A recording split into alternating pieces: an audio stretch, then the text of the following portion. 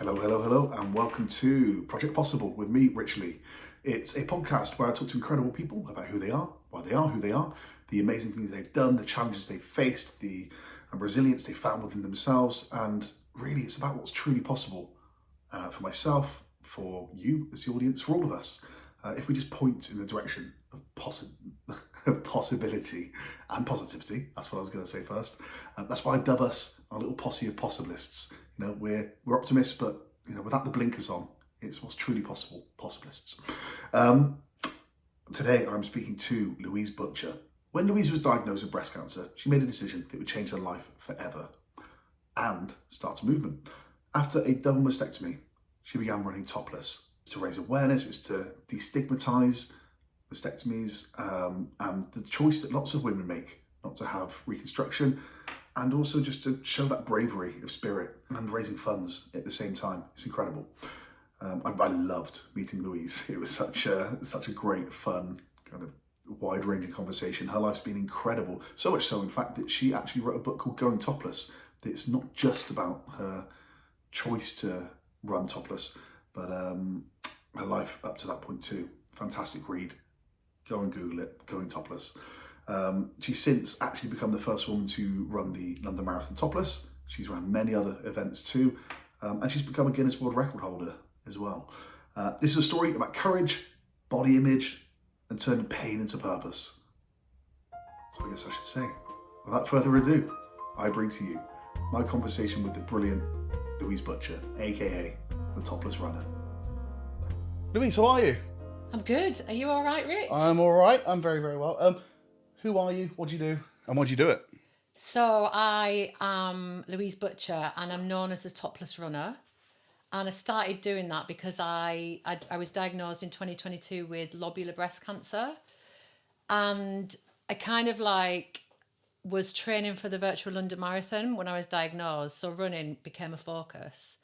And then after I started to find out loads of negativity and stigma attached to this, which is flat closure surgery, not having reconstruction. So I thought I'll just start running marathons, half marathons, 10Ks with no top on. And it's just sort of become this massive, big, powerful message across the world. I mean, it's obviously quite arresting. You know, a lot of people, when they see it, it's like, I've not seen this before. And actually, I said to you when we were setting up, I'm surprised that nobody's really done this and you know, taking control in such a visually kind of arresting way. And you know, and saying, you know, here's you know, my message. Can you let's go way back before the cancer even. You are a mum of two. Yeah. Oliver and Pollyanna. Yeah. Now you've just entered teenagehood with Oliver, so good luck with that. Yeah. It sounds like he's okay for now. He's okay for now, yeah. I think that's going to be a marathon, isn't it? Yes, it will. Marathons are probably easier. Yeah. Yeah, I've got a couple of teenagers. But let's go all the way back to you as a young girl. Yeah. So what kind of family were you born into? So I was born in Rochdale and we weren't rich, we were quite poor. I was a very anxious child. I was constantly worrying that my mum was going to die. So I suppose when you're young, you do feel like that. But I was constantly worried. So I didn't know at the time what that was about. But you a single, like only child? No, I've got an older sister. She's 20 months older than me. Okay. But I just... Did she have the same... No, she didn't. She didn't have the same concerns? No. It was just something that I thought was normal as a child, that you worried constantly like that.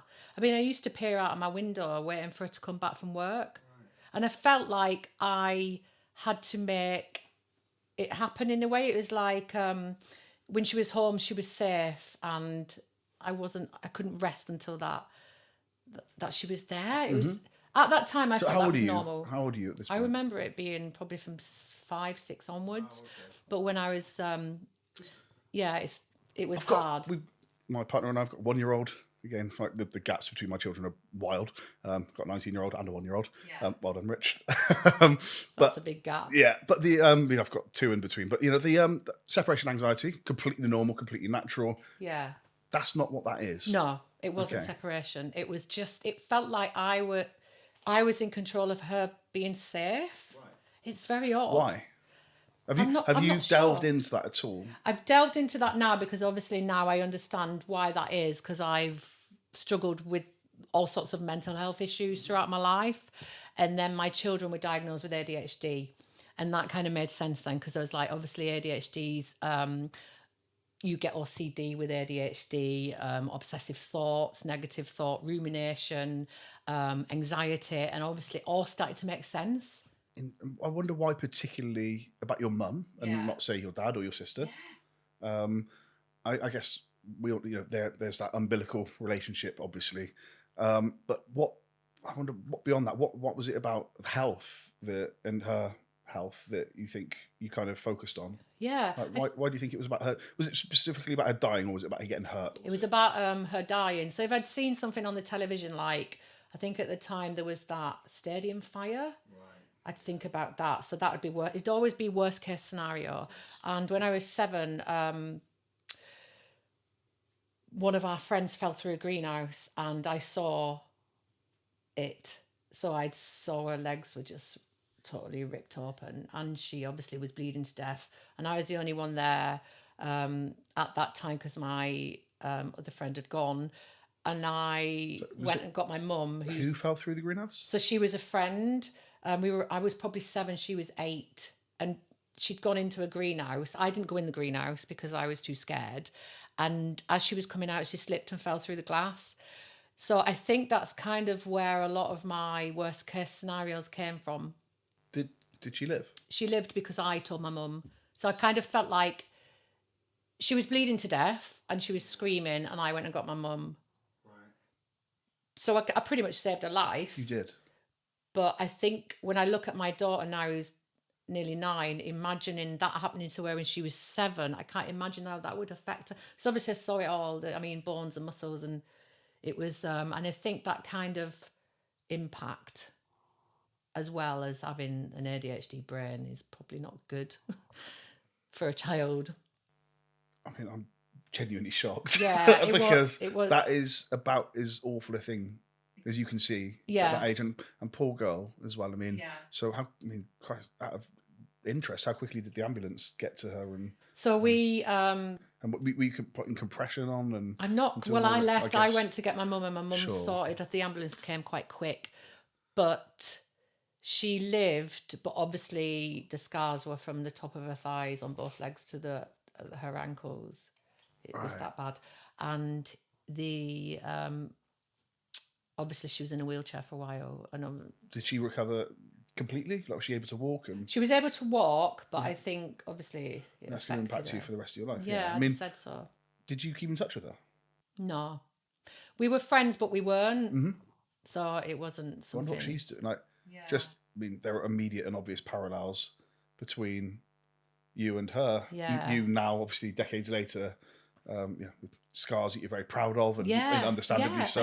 And I wonder how she feels about hers. And just that moment must have been horrible for everybody involved. Yeah, of course. That 1 second. Yeah. Where it happened, and I remember hearing the shatter of the glass, because I was behind the greenhouse when she fell through, so I had to go past to get home, and I just remember. How far was home? It wasn't that far. It was literally about 3 or 4 minutes up a little mound. It's 3 still or 4 quite minutes away for her to be alone on her own.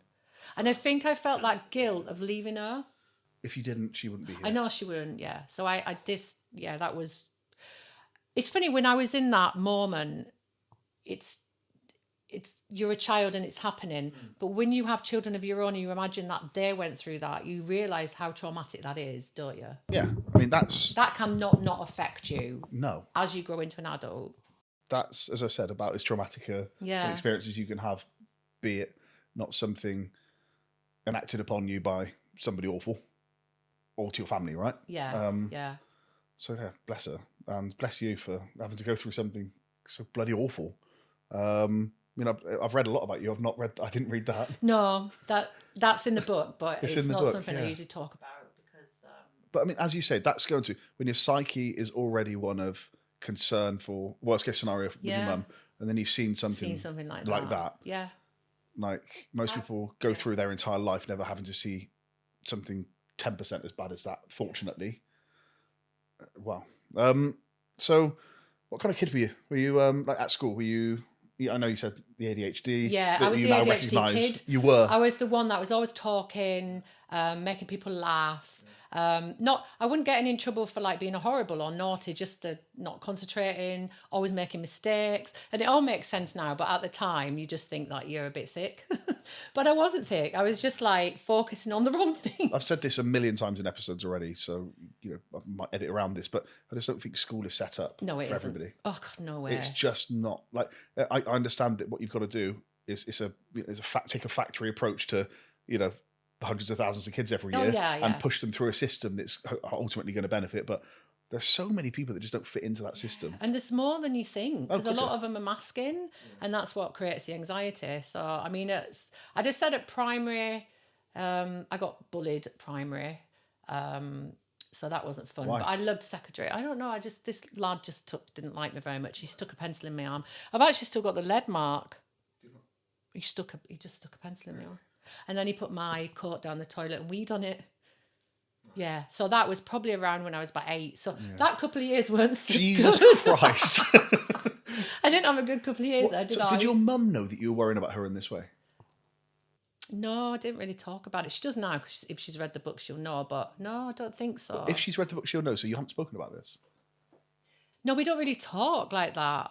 And I don't know, it's very odd, but... You need to. I think you need to, because that would be, I think, probably quite an important conversation to have, no? Yeah, I feel sorry for that child, in a way, to have that kind of stuff going on in their head. Isn't it funny when you can take yourself... I was speaking to somebody, a therapist, and they when they get you to think about yourself as a child, and you can abstract yourself from that as who you are to the person you are today, and you go, that's not okay for that child to have to go through insert thing here, right? And it's very strange when you can make that disconnect but connection and go, oh, I feel sorry for that child. I feel sorry for the you that's constantly looking, for your mum and worried that she's not going to be okay. And having to think of those thoughts. Yeah.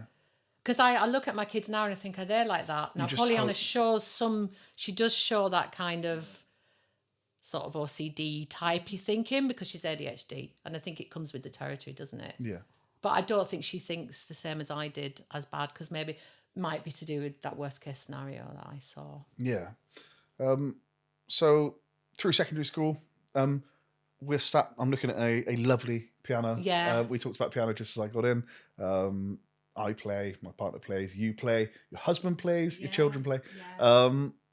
When did you get interested in music? So my dad bought, when I was 11, he bought like one of those Bontempi organs. Do you remember them? They were like one keyboard, and then you got these little chords that you press. They were buttons, and they went ee, ee, and he bought it for him. But I started taking an interest. I'd already started violin when I was about 9, but I was rubbish. Right. So it's literally like, ee, and everyone was like, shut up. But I really took an interest in this keyboard, and then I started teaching myself, and I taught myself to probably like grade 2 or 3. Wow, okay. Then my dad got me lessons, and then I started playing in the clubs when I was 12. Playing in the clubs? What do you mean? Like the working men's clubs up north. Yeah. So at the working men's clubs up north, there used to be an organist and a drummer, and you'd back the cabaret. They called it back the cabaret. So you'd get given these dots, we used to call them music, and you'd just have to sight read it, and then the singer would come on, and that's what you did. And I did that from about 12 onwards. Oh. I know. Were you getting paid? Yeah, I used to get £40 a night, which is a lot of money then. Hang on, £40 a night at 12? £40 a night. Well, it was, when I was getting paid, it was about 13, 14, but I started doing it sporadically when I was about 12. Then I got a residency in a club near where I lived. You're bloody loaded. Yeah, I was 13, I was 14. Then. Yeah. And then I got a residency. I did Friday, Saturday and Sunday nights from 16 to 18 back in the cabaret. So making 40 quid a night? Well, I only did 3 nights. Yeah. But that's a lot of money, wouldn't it? Well, that's more than any 14-year-old I know. I don't know what I did with it. Because, what would you best dressed kid in the... I wasn't very good with money either, no? so that I mean, Jesus. Because, my first job, I was 14, basically pot wash at the local pub. And I think I walked out with like 10, 15 quid every night. Yeah, it was a lot of money. And I think before I got the residency, I had an agent, and the agent used to ring you up about an hour before the gig. Well, actually, probably about 2 hours, because some of them were like in Salford, in Manchester, really rough clubs.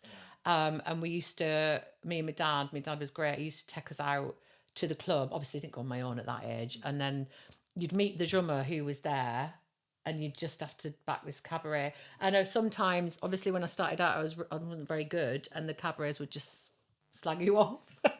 And the organs that I played on were horrendous. I mean, some of them went out of tune while you were playing them. Excellent. That's what you want. You know, I mean, that's young, resilience. inexperienced. That's where I learned my resilience. I mean, how many people do you reckon you're playing? Kind of 4 or 2? In the clubs, not that. Probably about 100. Still 100 more people than 100. every other 14, 15, 16-year-olds playing to. Yeah, and they were smoky. It's really smoky then because they all smoked. It wasn't the best atmosphere, I wouldn't have said, because obviously the working men's clubs they were really quite hardcore, quite rough, a lot of them. Yeah. But yeah, so I learned my trade. Yeah. And so was it always music for you? Yeah. So then I went on to, when I was 18, I went on to professional jobs in like holiday parks, ferries, pantomimes, cruise ships, and I did that for 35 years. And then I ended up in a holiday park down in Croydon, near where we live now, for 16 years, singing and playing keyboards. And so you never had another job? And then I went back to uni and trained, got my teaching degree, and then I did secondary school for I did like cover work. Music? Yeah, well, I did music, but you also got general cover work. So sometimes you'd be doing German, and they'd be coming up to me and I go, How was that? Well, you should know the answer, But to be honest, I just keep thinking back to those kind of jobs and thinking, did I just like the torture? I mean, secondary school teaching. Yeah, I don't know if I don't know if I could do it. I don't know if I could. I mean, teachers are incredible for what they do. I don't think I could do it at all, primary or secondary. You need a lot of patience. Yeah, patience that I used to think maybe I had, but again, I've just turned 38, and I'm increasingly aware of my lack of patience when it comes to I just want to sit down. Yeah, what are we doing? No, I know. I mean, I've got to admit, a lot of it was behaviour. Yeah. And it's not even like behaviour. It's not like they're really naughty, or it's just having to be that person to delegate everything. One of my friends said, as a teacher, that there's so much of it that's kind of part-time therapist, part-time teacher now as well. Yeah, there's a lot of pressure as well. There's a lot of pressure. And it's like, I just wanted to come in and do good forward with these children. But all of a sudden, that good comes in the shape of so many other aspects of their lives that you have to support. That's the thing. And I think I went into teaching because really hard. I wanted to help and empower young children, and I liked being around the young in the sense. And then I went into care work. So for the elderly, I did care work for about 1.5 years. And I think that's where my mindset started to change a little bit, when I saw people at the end of their lives, or people who couldn't get out of the chairs. Because at that point I'd had anxiety, health anxiety, and I wasn't living. And it kind of started me on a sort of mindset of, what are you doing? If you're lucky enough to get, and lucky, you call it lucky, to get to this age, and I don't know, sometimes is that lucky? Yeah. What are you going to regret that you didn't do? Mm-hmm. And your time's gone, and that comes around really quick. So that was a little bit of, before I got cancer, a little bit of a switch. I always think, and I don't know, I always have, and it's, that saying, the days are long, the years are short. Yeah. And when I think of, I can see the scene as you've just kind of described it, and I can just imagine, you just feel like it's just not been enough time. Yeah. It's like, no, I've got more to do. I've got more to say, more to think. So, what made you stop playing music, or what made you stop playing? So I had a couple of miscarriages between Oliver and Pollyanna, and one of them was pretty much, I nearly died from it. So I got to 12 weeks, and this is another horrendous time, but I'd been struggling with anxiety and health anxiety anyway, but this really set it off.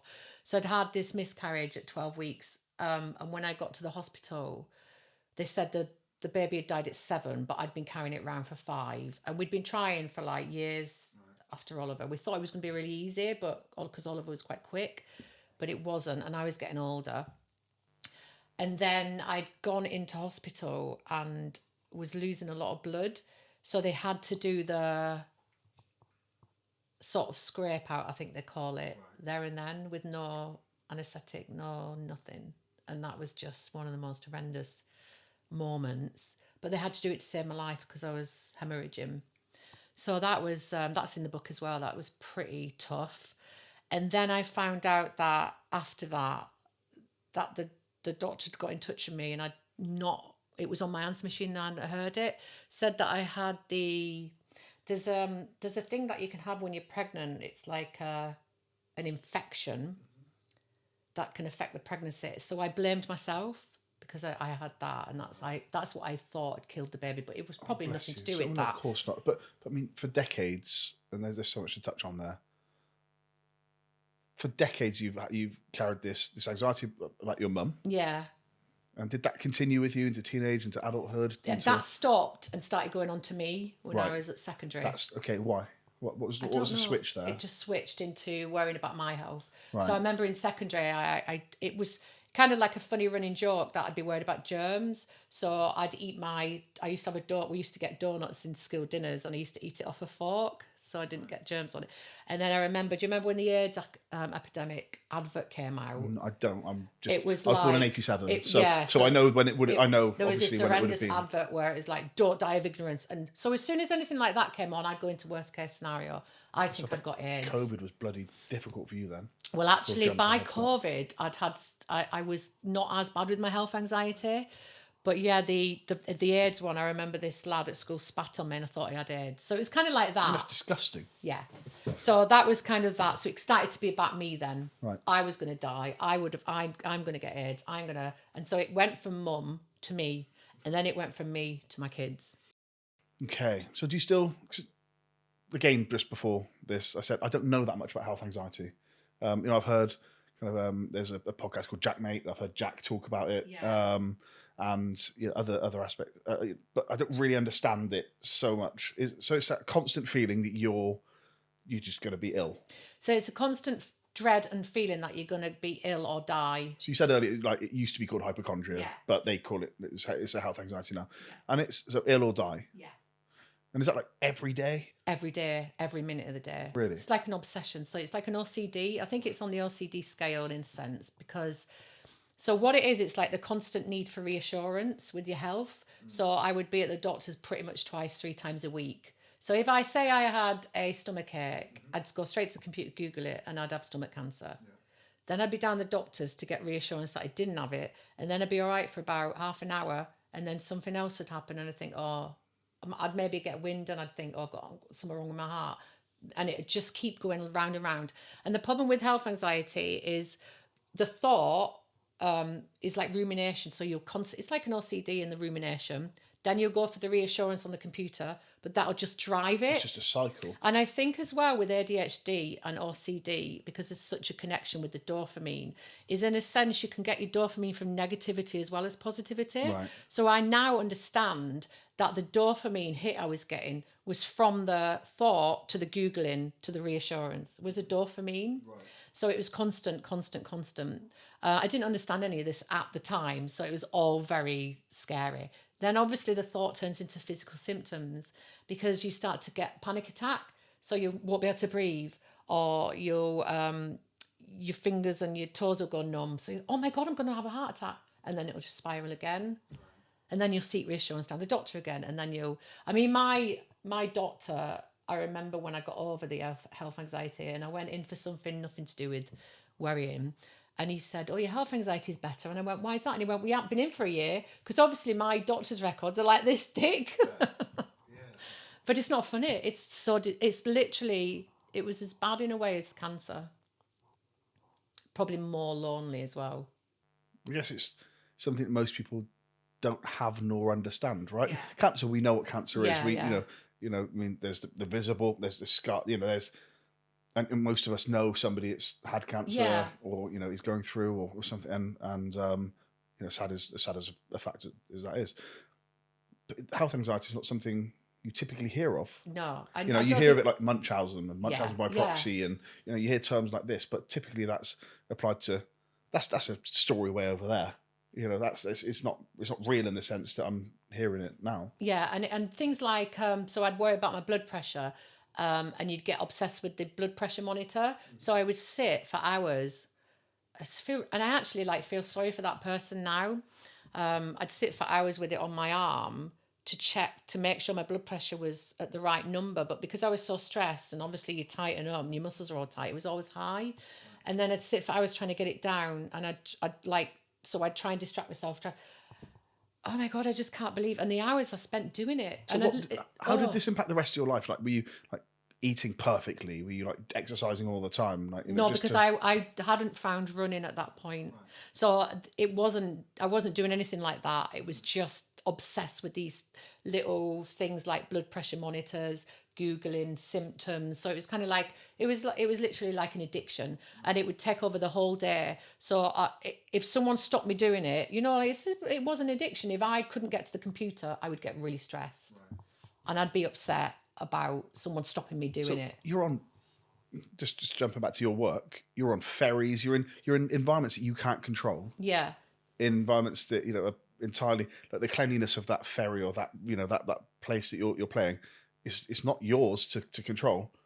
So how were you able to continue working? Yeah, with I this? think that the health anxiety through my life did lots of ups and downs. Right. And it usually was triggered by something. So while I was doing those kind of jobs, it was only sort of like in the background. It was probably more general anxiety disorder then. Right. The health anxiety usually triggered at something like the miscarriage, or I had it. I tell you when it triggered us a lot as well, when I had nothing to do. So I remember I went back to uni when I was 31, did my degree, and then I did PGCE, and there was so much going on. And I think I realised now that it was about dopamine, and I was always having to get really amazing marks, and it was always about achieving. And then just after I finished it, I'd got married as well. So I'd organised a wedding. And then nothing happened, didn't get a job, and I was sat doing nothing. And then my brain just started switching on to this health anxiety again, and then I'd be Googling. So I think it is, now I look at it, you can either be getting your dopamine positively with an ADHD brain or negatively. And that's what I was doing. Hit no matter what. You get it no matter what. It doesn't matter where you get it from. Yeah. That's where I was getting it from. I was getting it from the Googling, the addiction to my health. But obviously that's not the healthy way. Yeah, I mean, you said you're quite clearly an addictive personality. Yeah, definitely. And, I don't want to jump too far ahead, but, we're sat beside a ton of medals. Yeah. We're sat beside, your Guinness World Record certificate. Yeah. It feels like you've almost replaced that desperation for dopamine hits that you had with the health anxiety, and the reassurance you got from that, to something else now. Yeah. And that's something good and something positive. So, I mean, can you tell us the exact moment where you thought, who first said cancer to you? Who first said, right, it's cancer? And how did you get to that point? Because you've been worrying about your health all your life, your mum's, yours. Yeah. And then what got to, take me through the diagnosis. Yeah. So it was quite a journey up to that, because I'd had a lot of ovary issues as well. And I'd had dermoid cysts, which are like these cysts that grow teeth.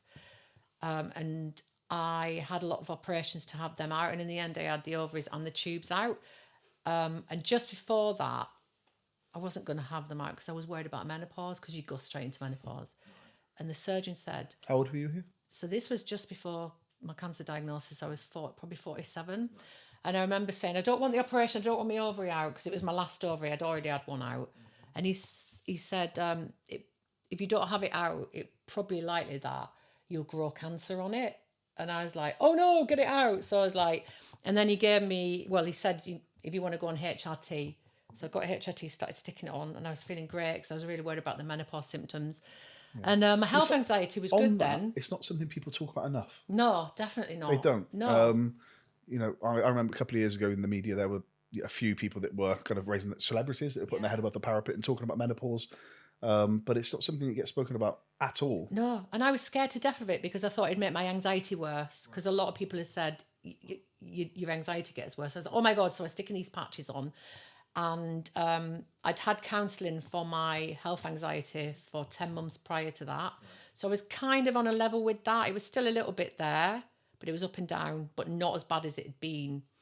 And then I remember thinking, oh, everything's going quite well now. This was about March. And so I said, I just want to check I'm all right with my boobs. No symptoms, nothing. I wasn't called up. You don't get called up till you're 50. So I think I'll have a mammogram. So I got a private one. Right. This was in March. Just in a way for reassurance again, for nothing else. And it came back clear. So I was on a roll then. I was training for the virtual London Marathon. I'd started running to help with my health anxiety. Was that the suggestion of anybody? Did anybody say, "Hey, Louise, I think you're going to, running? That's for you. That'll help. That'll help you that mentally." was just me. I'd done a lot of research, and I felt good when I ran. And I remember when I was really struggling with fight or flight and my panic attacks, I used to run off. Couldn't help it, and then I'd feel better. So I thought, I'll start running, and it made me feel better. So the running became a little bit of the medication, and then I. Because I'd had the clear mammogram, I thought I'll have a really good self-check, and that's when I found a it wasn't like a lump, it was like a thickening, sort of felt like a cyst, but it felt attached. And then I went to the doctor, and she said, no, it feels fine, doesn't feel sinister, but they knew my health anxiety history. So she said, I'll send you to the breast cancer clinic, just for peace of mind. And then I went 2 weeks later and they did an ultrasound, and that's when she kept going over the same place. And as she kept going over it, I was like, oh my God. And she said, I can see 5 areas that don't look normal. So almost your health anxiety and your insistence on being reassured helped here, because you got the private scan. It came back okay. Yeah. And then you're like, I still think there's, so you kept pushing. Yeah. You wouldn't have found that otherwise. No, I wouldn't. So in a way, the health anxiety... It's been positive. It's a sort of weirdly good... you must have had that thought. You must have thought... Yeah, I did, because I think if I hadn't have had the mammogram, although it was clear, I wouldn't have had... I mean, I did self-check, but I was always a bit worried about finding something, so I probably didn't do it as deep as I should. If I hadn't have had that clear mammogram, I probably wouldn't have done that really good self-check. Yeah. And then, in a way, if I wasn't so worried, I'd have thought, even if I had found that thing like I did, I wouldn't have gone to get it checked because I'd had a clear mammogram. Right. So, in effect, I wouldn't have... What do you say to people about self-checking?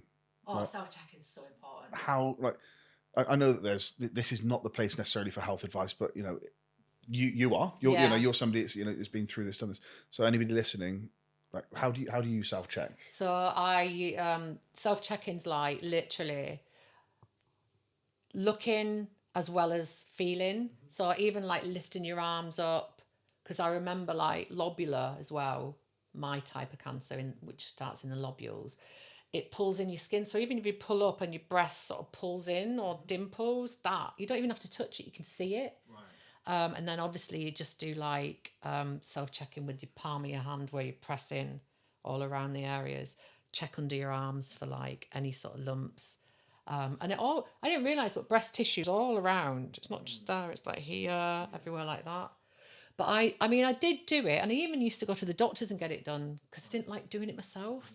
So I was worried. Again, it's that reassurance of somebody that knows what they're doing. That knows what they're doing. And I was always thinking, oh, what if I find something, which is really silly now, because if you find something early, you're totally fine. How early did you, so this person's doing this scan and said, oh, I can see it in 5 different areas. Yeah. How early did they get to the cancer? What stage was it at? So at that time, they wouldn't have known, didn't have a clue. But when it was all taken off, it was stage 2. So stage 2 is anything between 2 centimetres and 5 centimetres. And obviously mine had grown to 5 centimetres. Right. And that didn't show. But obviously, lobular grows like a spider's web, so it's not a lump. Right, okay. That's why it didn't show on the mammogram. Interesting. And a lot of women with dense breasts doesn't show breast cancer on mammograms either, because it's all in and out of the tissue. Right. So yeah, it was stage 2, grade 2. So grade 1 is not doing a lot. Grade 2 is it's growing, like medium, and grade 3 is really aggressive, like triple negative. So luckily, mine hadn't spread, but because they couldn't see it on the scans, and it is notorious for being missed in mammograms. Yeah. Right? And when they took the breast off, it was really close to the chest wall. Right. So they had to do a CT then to see if it'd gone into the chest wall, but it hadn't. Right. But it was like really close. So, at what point did the discussion go from you've got lobular breast cancer to, okay, we're gonna have to remove, we're gonna have to, do a mastectomy? Yeah. At what point, like, how long between finding out and talking about having a mastectomy were you? Like, what was that period Probably of time? about a month. So after the when they found it on the ultrasound, they did the biopsies there and then 2 weeks after that, they rang me up and told me it was lobular breast cancer. And then I think 2 weeks after that is when I met my surgeon, and she was amazing. And she originally wanted to do a lumpectomy, so they'll always try and do breast lumpectomies where they keep the breast. But with lobular, obviously, they don't really know where it is because it's not showing up, so you can't find the A margins. lumpectomy, just for my sake, I'm an idiot, is where they try and remove the lump. Yeah. Yeah. So it could be like just it's not just because it's still a Sure. gonna Invasive affect surgery. yeah, and it's still going to affect your breast. But they'll just take the lump out. But obviously, mine wasn't in a lump form, so they couldn't just go in and find the margins, which is the margins are like they'll leave like a millimeter or something, a few millimeters around, so they make sure they get all the cancer cells. They couldn't do that with mine because they didn't know where it was because it didn't show up properly. So Right. Okay. Talk me through that moment where you're like, oh, I'm going to lose my breasts. yeah. Did you know at that point it was going to be a double mastectomy? No, because I advocated for the double. So initially, and it's a funny place to be when you get told that your boob's killing you. I didn't want them. So I initially went, take them both off. Right. I don't think you think at that point about how you're going to look, anything to do with the emotions involved, or what you're going to feel like as a woman. You just feel like, I'm going to die if you don't get rid of these. And that's kind of where you are. So I said to her, can I have a double mastectomy? I want them off. And she said, no, we'll only take the one with cancer off because that's the way they do it on the NHS. Right. So that's what happened in the June. And I could look at the scar really easily, but I couldn't look at the other breast. Because it reminded you that you could potentially, it scared it me. could still happen in that breast. It scared me. And also it reminded me of what I'd lost on the other side. Yeah. And having one didn't look right. And it felt weird. So I had 8 weeks of that, and I rang them up and said I can't cope. I think that was one of the worst bits as well, is having one, because I felt like I had to wear the fake one, and that felt really vulnerable and like I was covering something and weird, and didn't like that. So yeah, I advocated for that, and they said no, but because they had to go back in on the left side to get clearer margins to check it wasn't in the chest wall, she said, yeah, we'll take the other one off. Right. So there wasn't actually cancer in your right breast. No. It's the, I guess, the mental aspect of it, which again, this is all fascinating. It's stuff that I'm privileged to have not had to think about, right? And we've had, as I said, cancers in and around me, family, friends, of course. I've not been able to speak to somebody like this. Yeah. And I think that's the wonderful thing about conversations like this. Like I've seen you on this morning, and that's wonderful, and it's a great opportunity to get a big message out quickly and within a short period of time to a lot of people. But these, I've got questions that you can't just do on a sofa in 3 minutes. No. So for you, how did you feel once you'd had that your right breast removed? Did you feel like, okay, I'm there's balance, I'm where it's hard to find the question, because that's a really difficult time for most people to lose both breasts. Yeah. But for you, it's like, well, it's better both than just one. Yeah. It was a mixture of emotions. So it was like when I had them off, I felt a lot better, and I think it was to do with the control, because I think when you get cancer as well, you lose all control of everything. Everything's taken away from you control wise. So me saying, no, I want this one off, it felt like I'd got that control back a bit, because it was my choice. Obviously the left wasn't, but the right was, so that was a little bit the control. The symmetry was better, and I also felt like I could move on, because my body was how I wanted it to be, rather than just the one. It's not how I wanted it to be, but I spent 6 months grieving it. Yeah. because I couldn't be what I was before. So I grieved that person I was before. It did take about 6 months, and it is that. It feels like that's the third. I think that's the third time you said, you felt sorry for, or you I grieved did that person. I keep feeling sorry for the person I was.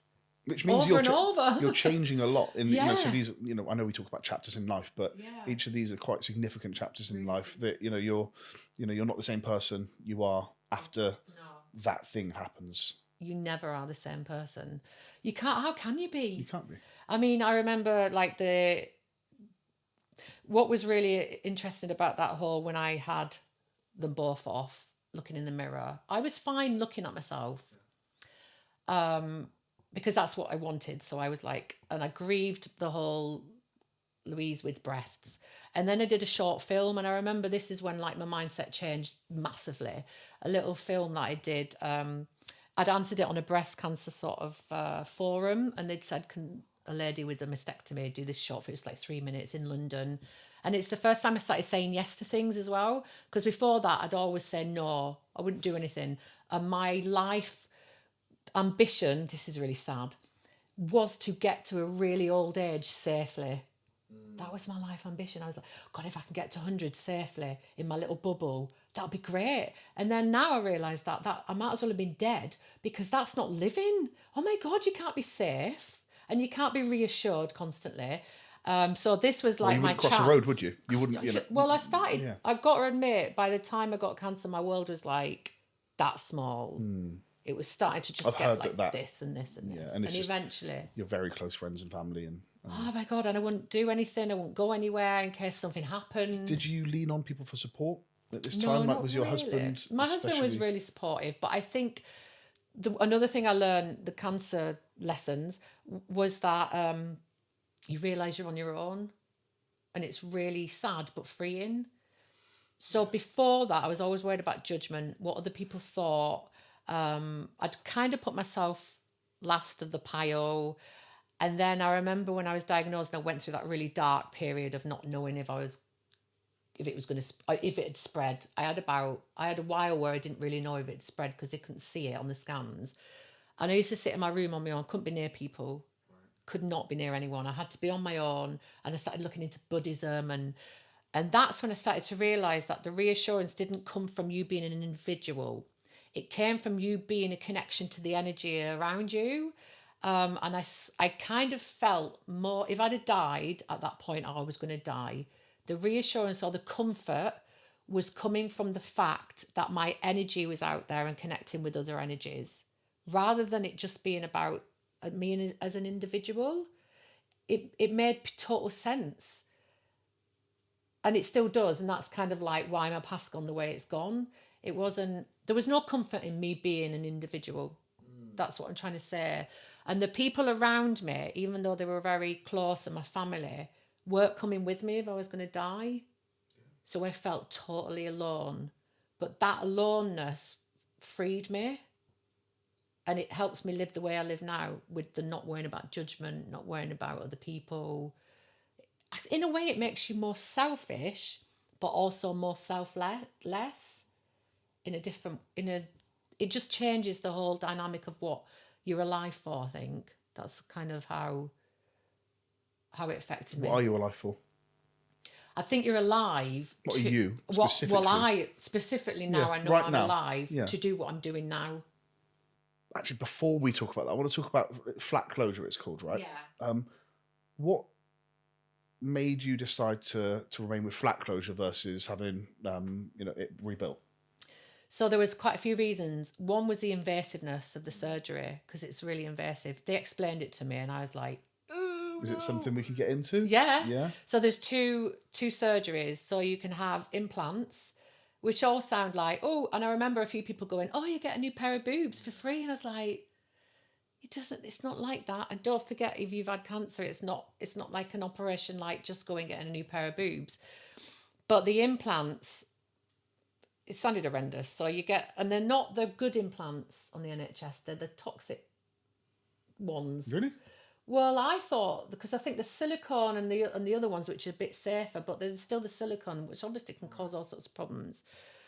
So there's no way I'd have had them. But even the fact that they put them in, I remember that she said they put them in and they feel cold against your chest wall all the time.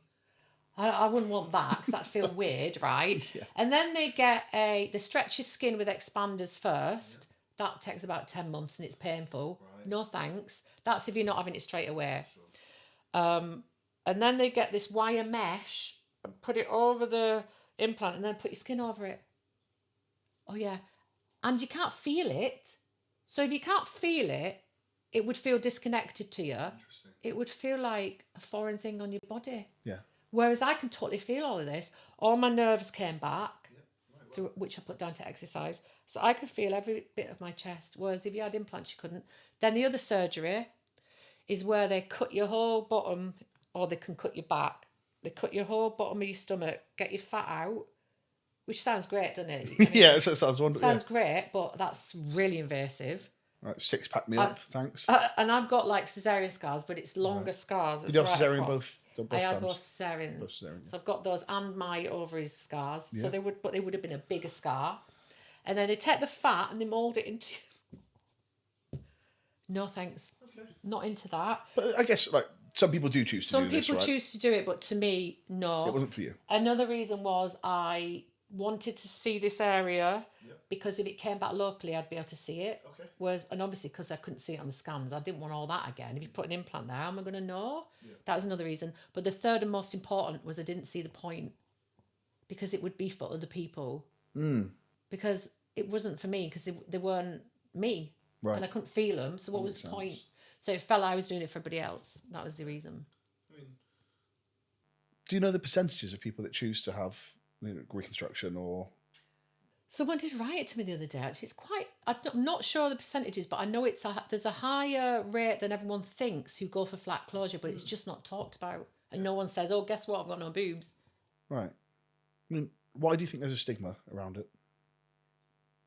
I think there's a stigma from how I felt and how society feels and what I've done from research in the fact that a woman's breasts are part of the feminine aspect of her. And without the breasts, she's not a woman as such. Right. And that obviously is ridiculous. But I think that comes from society, doesn't it? Well, I mean, on that note, you said running topless felt freeing and even more feminine. It did. It does. Because femininity to me is about... I was saying this the other day. It's like I can't understand how. To me now, obviously, it's different because I've got used to the way I am, and this might have been different if I'd have said it when I had boobs. But a pair of sort of fat bits of fat with some lobules in and a nipple on the end can make you feminine. I just don't get it.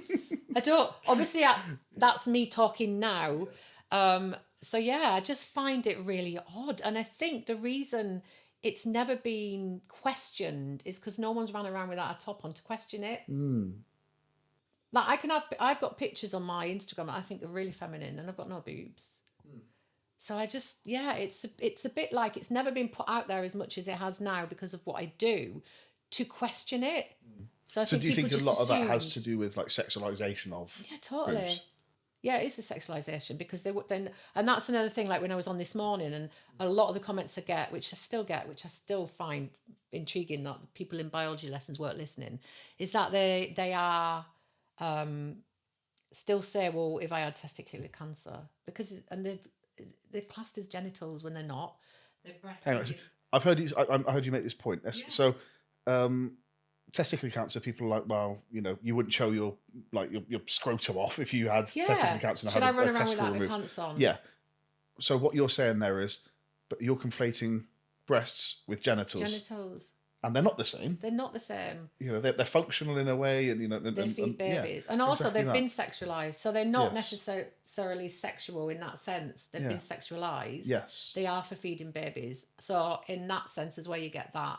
So I guess it's because, and this might well come help, but they're an erogenous zone, right? Yeah, they're full of nerves, and totally. But then so is many areas of your body. Yeah.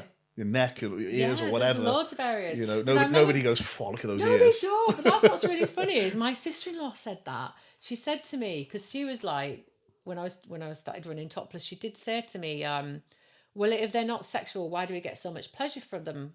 Like in the fact of the nerve endings. Yeah. And I said, well, actually, like you said, those nerve endings are all over your body. And this is another fact as well that I found out, is when you're feeding a baby, you produce the love hormone.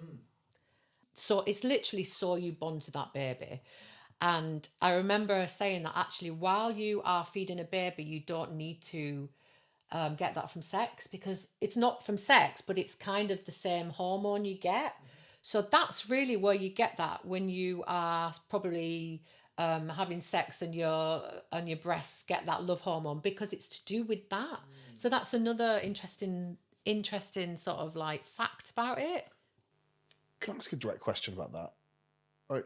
Did it impact your sexuality and you know, your kind of, you know, the way you felt about yourself and in terms of sex? Initially, I just said so because obviously you have to grieve that person with boobs. But now I would say that I feel more powerful sexually. And that is because of in a way, especially when I'm running topless, it gives you a strength and a power, and the vulnerability isn't there as much. So like Beyonce is really powerfully sexually, isn't she? Yeah. And that's not because she's got a pair of boobs. It's because she owns herself. She's got this confidence, and she's just like, this is me. That's kind of how I feel now. Wonderful. I always say the coolest person in the room is always the person who's just the most comfortable with who they are. Yeah, and that in itself is like attractive, isn't it? Yeah. Oh God, yeah. I mean, you could have a pair of boobs and feel really crap about yourself, and you're not really. So it's you questioning and challenging all these like perceptions of what you thought was attractive, sexual. It's interesting, isn't it? Really, I mean, really is. Really interesting. I hope you don't mind me asking that question. It's just, no, I'm not going to like ask you like, you know, for like, you know, right, well, exactly how do you, but sexuality is such an important aspect of who we are in our relationships and these things that, you know, for something that has been sexualized, is sexualized. I was wondering, YouTube will tell us off, by the way, for this. I keep getting, I had a conversation with the Apprentice winner from last year, Dean Franklin. Oh, did you? Oh, and wow. He used to go. Well, he got in trouble on the show for in the interview stage. One of the guys, they try and root around and find anything they can to tell you off. Right. And he'd found on his Instagram a post of him having put an adult toy. I won't say the word because it gets us in trouble apparently. Yeah. On an air conditioning unit, he installed air conditioning units in an adult shop. Right. And he's like, "Do you think this is funny? Do you think this is professional?" And obviously, it's very funny. So we had a conversation about that anyway. So yeah, YouTube will probably tell us off just for me trying to talk to a woman who, you know, has had a double mastectomy about her sexuality. Yeah. You know, so. But it's so important. It is. It's so important. I think so, because there'll be people listening to this, and they will, because of they'll feel like, you know, they'll feel close to you because there might be similarities or whatever, and they'll want to see and feel themselves, you know, in terms of your story. Yeah. And if they're feeling like maybe they've lost their sex drive, or maybe they haven't, or what. It's understanding you, and I've never sat in front of somebody topless, who's had a double mastectomy, who is, you know, who runs now to you know, almost to advocate for you know, for being proud of exactly this. Yeah. I've never had that. No, so I'm going to ask the questions. Yeah, you know, yeah, of course you are, and it's important because I find it so interesting, and I think as well, like, because initially. It's funny, like you become a guinea pig too, but I've always been someone that like analyzes and finds things out, and really it's dopamine things, isn't it, I suppose. But then when it's yourself, and obviously the journey I've been on from running topless, I've been doing it for 2.5 years now, and it changes as it goes. So I'm literally the guinea pig of my own feelings and empowerment and story, because finding out different things at different times as well, which is just, I love that, because you know, my runs now are different to how they were 2 years ago. The feelings I get are different. What was that moment? What took you to the moment where you said, "I'm going to run London topless"? So I, when I first did my first virtual, I was covered, because obviously that wasn't long after my mastectomy, and that wouldn't have been a good idea. Yeah. How long after your mastectomy was that? It was about 6.5 weeks. You were running pretty quickly. Really weeks within. So I ran during the surgeries as well, not while I was having them. But catch me if you can. So when I'd started training, would have been 6 months before I was diagnosed. I didn't just go, right, I'm going to give up, because it was the only thing I had that didn't change. Right. Everything else changed. People looked at me differently, and I was like, the training didn't. And I knew at the end of that spell, everyone kept saying, you're not going to be able to do that. Did you still have music, by the way? Are you still playing? Are you still enjoying no, music? No, I stopped it. I couldn't do anything. I write a lot as well. Okay. And I'd wrote a lot of music before then. I'd actually wrote a song before I got diagnosed, which was, when I look back at it now, was kind of telling me. It's really odd. In what way?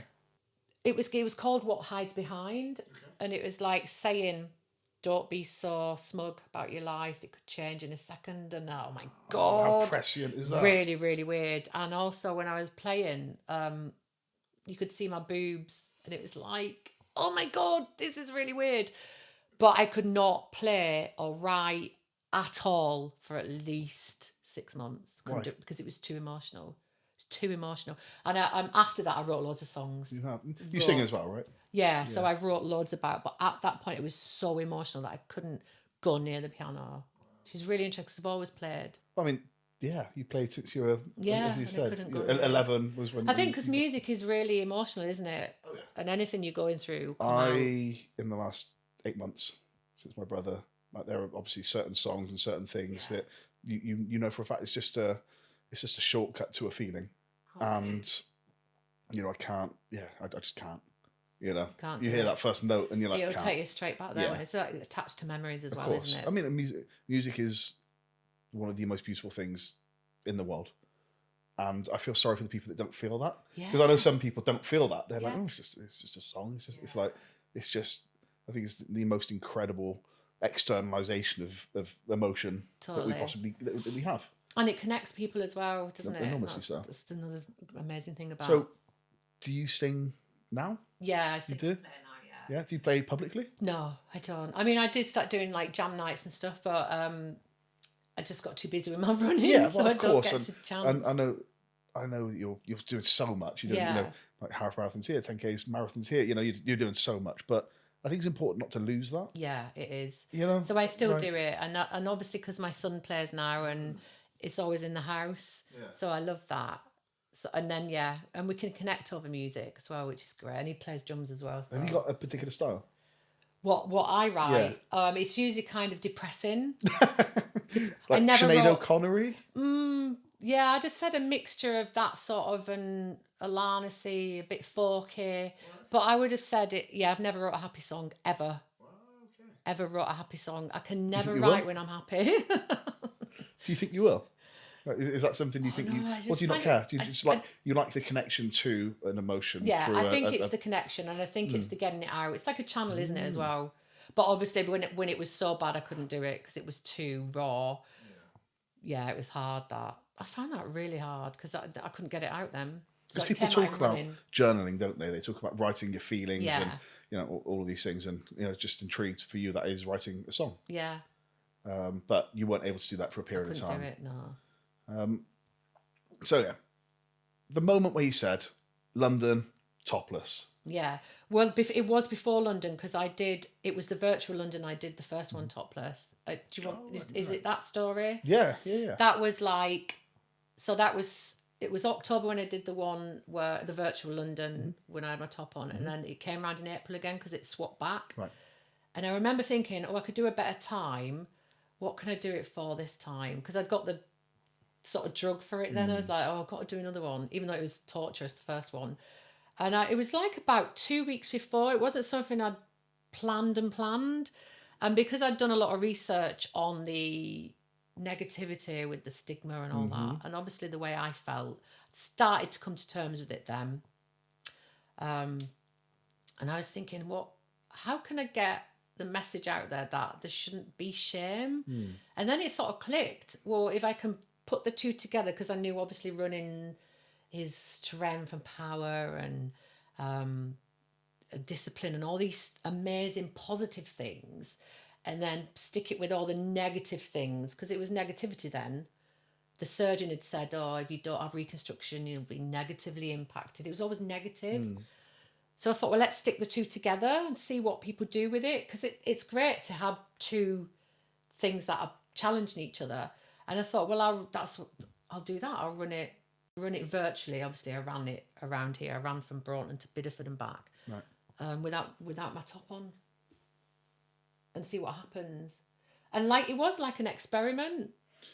So you stepped outside of your house to start this. How did that feel? Well, I had my top on when I stepped outside Right. my house. I'd never took my top off in public before, apart from for that film. But obviously, that was only a crew of 10. You're being filmed, yeah. That's a That was controlled, different. closed set. That's something very different. So I got to the place I started, which was at the Key Calf, and I'd arranged to meet two of my friends, Kirsten and Kerry.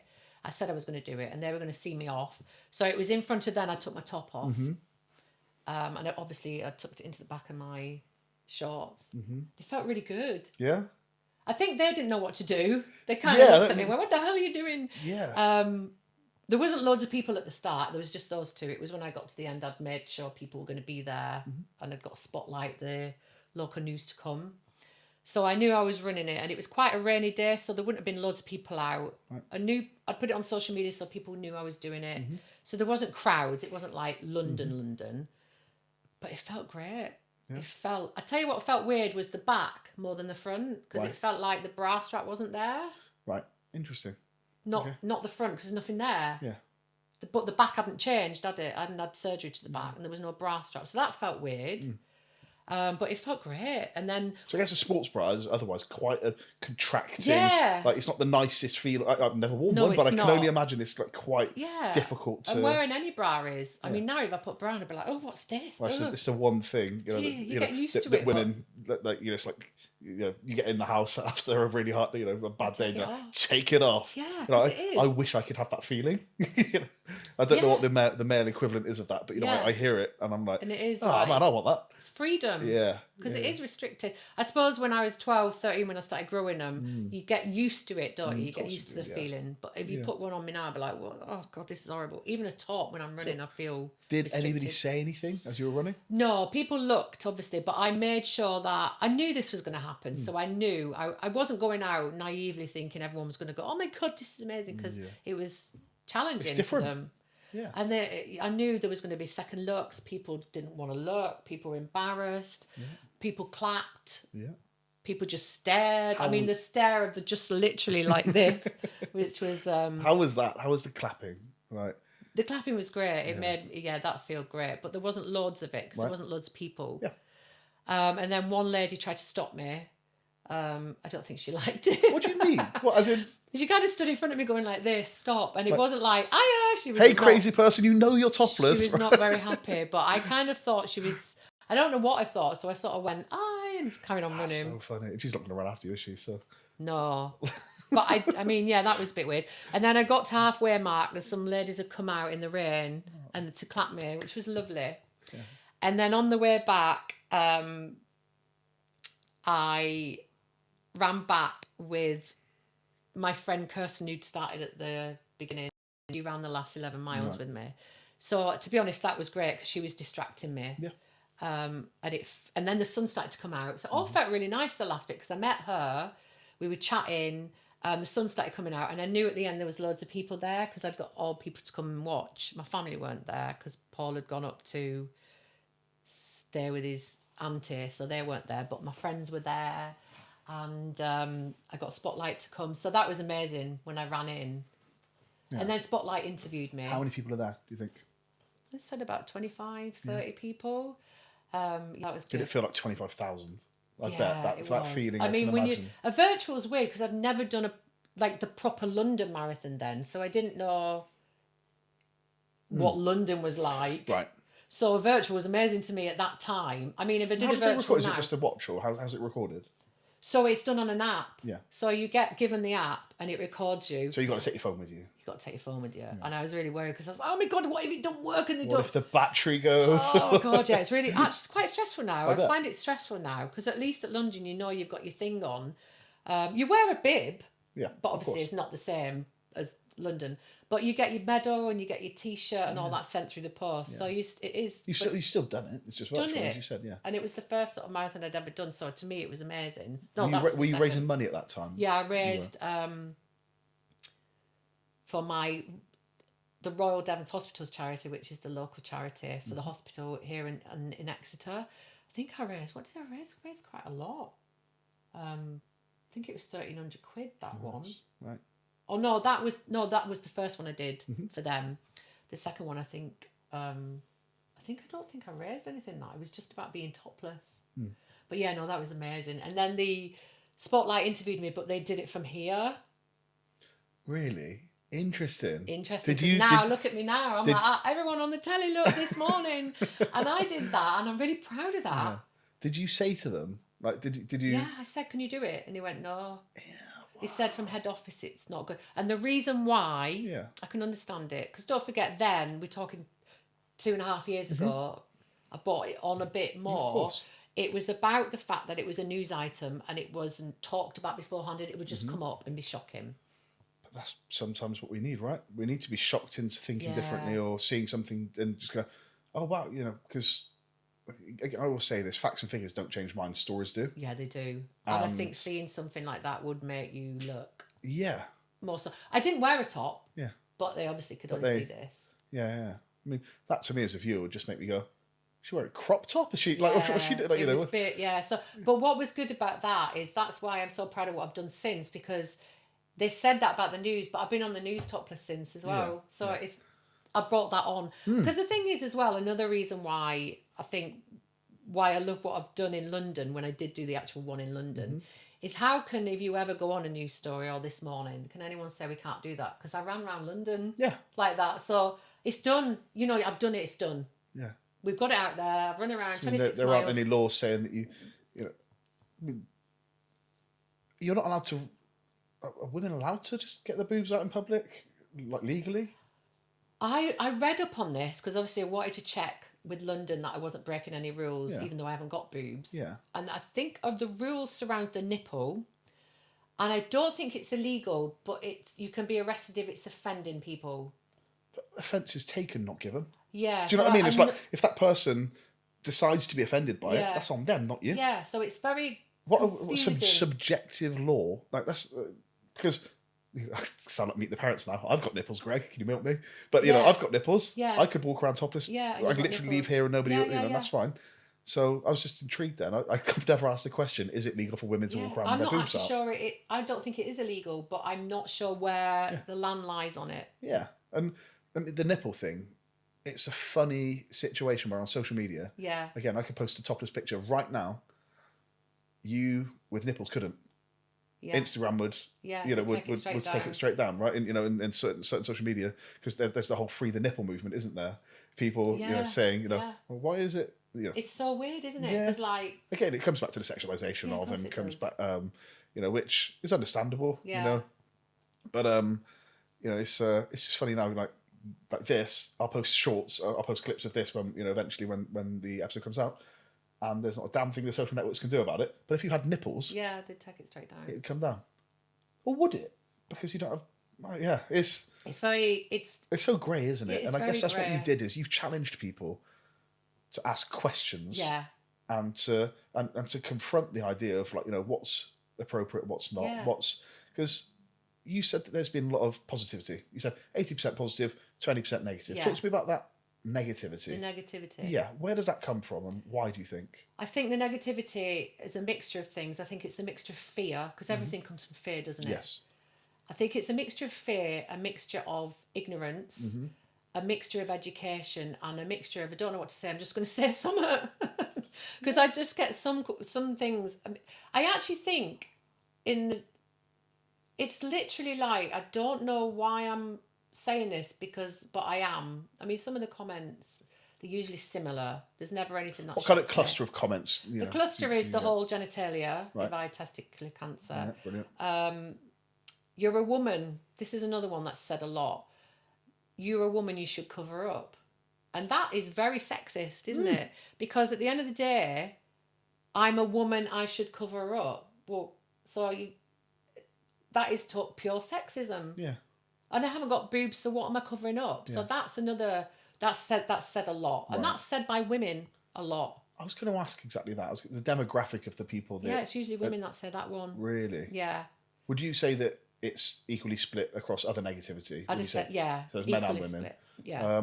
I mean, I imagine there's probably a religious response Yes, to it there is. too? Yeah, there is. A lot of Americans don't like seeing it. So conservative in that sense, aren't they? Yeah. Like, I've done a lot of PR, like, UK, America, Europe, whatever. The Americans are so much more conservative when it comes to matters like this. Yeah, definitely. And it's funny because I can't quite put my finger on why. I guess it is a religiousness. I think it is because I do get that a lot of. I've had quite a few comments. The nastier comments are usually to do with religion. Really? Like what? Yeah, I've been called the devil. I mean, you are quite obviously the devil, Louise. I'm totally the devil because I'm running around topless. You know. But yeah, and it usually stems from the religion. So, because that's quite. There's lots of rules, isn't there, to follow? And if you're not following the rules, which obviously I'm not in that sense, then you're not good. Yeah. In their eyes, but What that's you need not... is a couple of fig leaves. Like Adam and Eve. We always see them. It just makes me laugh sometimes. I mean, I never take the negative comments personally ever because you can't because you won't be able to do it, Yep. and also because I'm not the only woman with a mastectomy, so it's not personal to me. No, it's that's like this is this affects thousands and thousands of women. Also, I don't take it personally because I know it's coming from a place of either fear or ignorance. Not about me as a person. But yeah, I like the negativity. That was the point. I like it because that's what opens up the discussions and the questions and the challenges. I wonder what the response to you in relation to this morning was. Like, like writing into this morning. Do you know, I saw a lot of the feedback and there was a lot because I think that was seen like it had like 2 million views or something and there was a lot of feedback. It was really positive. Yeah. But it's always funny with I always, when I get a post, if it starts off positive, it sort of ends positive, starts off negative. Like a lot of people will just go with if they're not really looking at it as anything that's, I suppose if they're just looking at it as what they see it as content and they just follow the negativity, it turns negative. And I think what really helped with this morning was when, I've forgotten his name. What I'm talking about, Ben. Yeah. Said a lovely comment at the end, and he was really positive, and I think that really helps. Yeah. I mean, yeah. So that it was really positive from this morning. Yeah. Definitely. I guess it just helps to lift each other up a little bit. It's like life's Yeah. bloody hard, right? Yeah. Life is bloody hard. Yeah. Why are we making it harder for each other? Yeah. Why not when somebody's trying to do something good Yeah. and positive and shine a light? And this is an activism of Yeah, sorts. totally. What you do, this isn't just it's an activism to say, like be proud of Yeah, who you totally. are Yeah. and what you've gone through, Yeah. and your literal scars. Yeah. And I guess that's what I'm trying to do with this. Yeah. That's why you're a perfect guest for this because I talk about resilience and challenges and overcoming adversity and all these things. Because lots of people in that moment feel like they can't overcome it, and Yeah. I'm sure have there been moments during this Yeah. Totally. where you felt like you couldn't Yeah. overcome It was this? more quite a few times in the health anxiety, and at the beginning of the cancer journey. Yeah. I twice didn't want to. I'd said to my friends, "Don't want to be here." Really. Yeah. So it got to the point where and it wasn't because I know a lot of people talk about like suicide as being really selfish, but it wasn't like I didn't want. It was more about my kids because obviously, with having worst case scenarios constantly in my head for all my life, I used to torture myself with, what it would look like, what the end of cancer would look like. I'd watched lots of documentaries. I was always watching hospital programs. I was always watching cancer programs. So I knew what cancer could look like, and that's how I imagined I would look like. And I didn't want my kids to see that. So it was more about that. And I just didn't think I could cope. And I think that was where the health anxiety came in. I didn't think I could cope if something really bad happened to me. I couldn't cope with it. And then obviously when the worst happened, I did cope with it because I had no choice. And then that grows a confidence in you that you can actually cope with trauma in your life. And you can cope when something like this happens. But before I couldn't. And I think that's where that I don't want to be here came from. Yeah. So it wasn't an action. Sorry, I don't want to put words in your mouth. Was it a feeling of not wanting to be here? I want to do something about this, or was it just I don't want to be here in this moment? Like, what was the like? Did you feel suicidal? Yeah. You did. Yeah. So I felt suicidal in my health anxiety when it got really bad because health anxiety can go up and down in its severity. When it was really severe, I didn't want to be here because I couldn't cope. But in the cancer journey, it was more about I didn't want to be here because I felt guilty on what I'd done to other people with it. Because that's the thing with when you get diagnosed, before I told anybody, it didn't feel as bad. It was when I told my parents, my kids, and my husband when it felt like I couldn't cope. Because then you see what it's doing to them. And then you feel like you've ruined their life. I felt like I'd ruined my mum and dad's life. Because mum and dad couldn't cope with it. And I felt like I was going to ruin my kids. So you get this guilt feeling. And I know it's not your fault, but you feel like it is. So it's like a guilt. And then you think, I don't want to see what I'm doing to them. And that's kind of where that came. And also, I just didn't want to go through it. Or didn't know where it was going to end. And I'd rather, it was about control. So it's like, because obviously at that time I didn't know if it spread, I was going to be that person who was dying of cancer. Because you think, because I started thinking worst case scenarios. I didn't want to do that.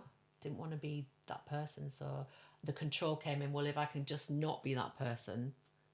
So I don't know how I got through that first bit. I mean, do you think it was strength of mind, the support networks around you, the just putting one foot in front of the other? It was mostly put every 5 minutes in front of each other. Right. So I couldn't get through any.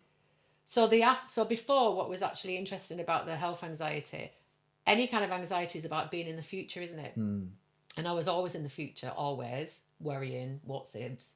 Whereas the cancer taught me that I could only be in the now.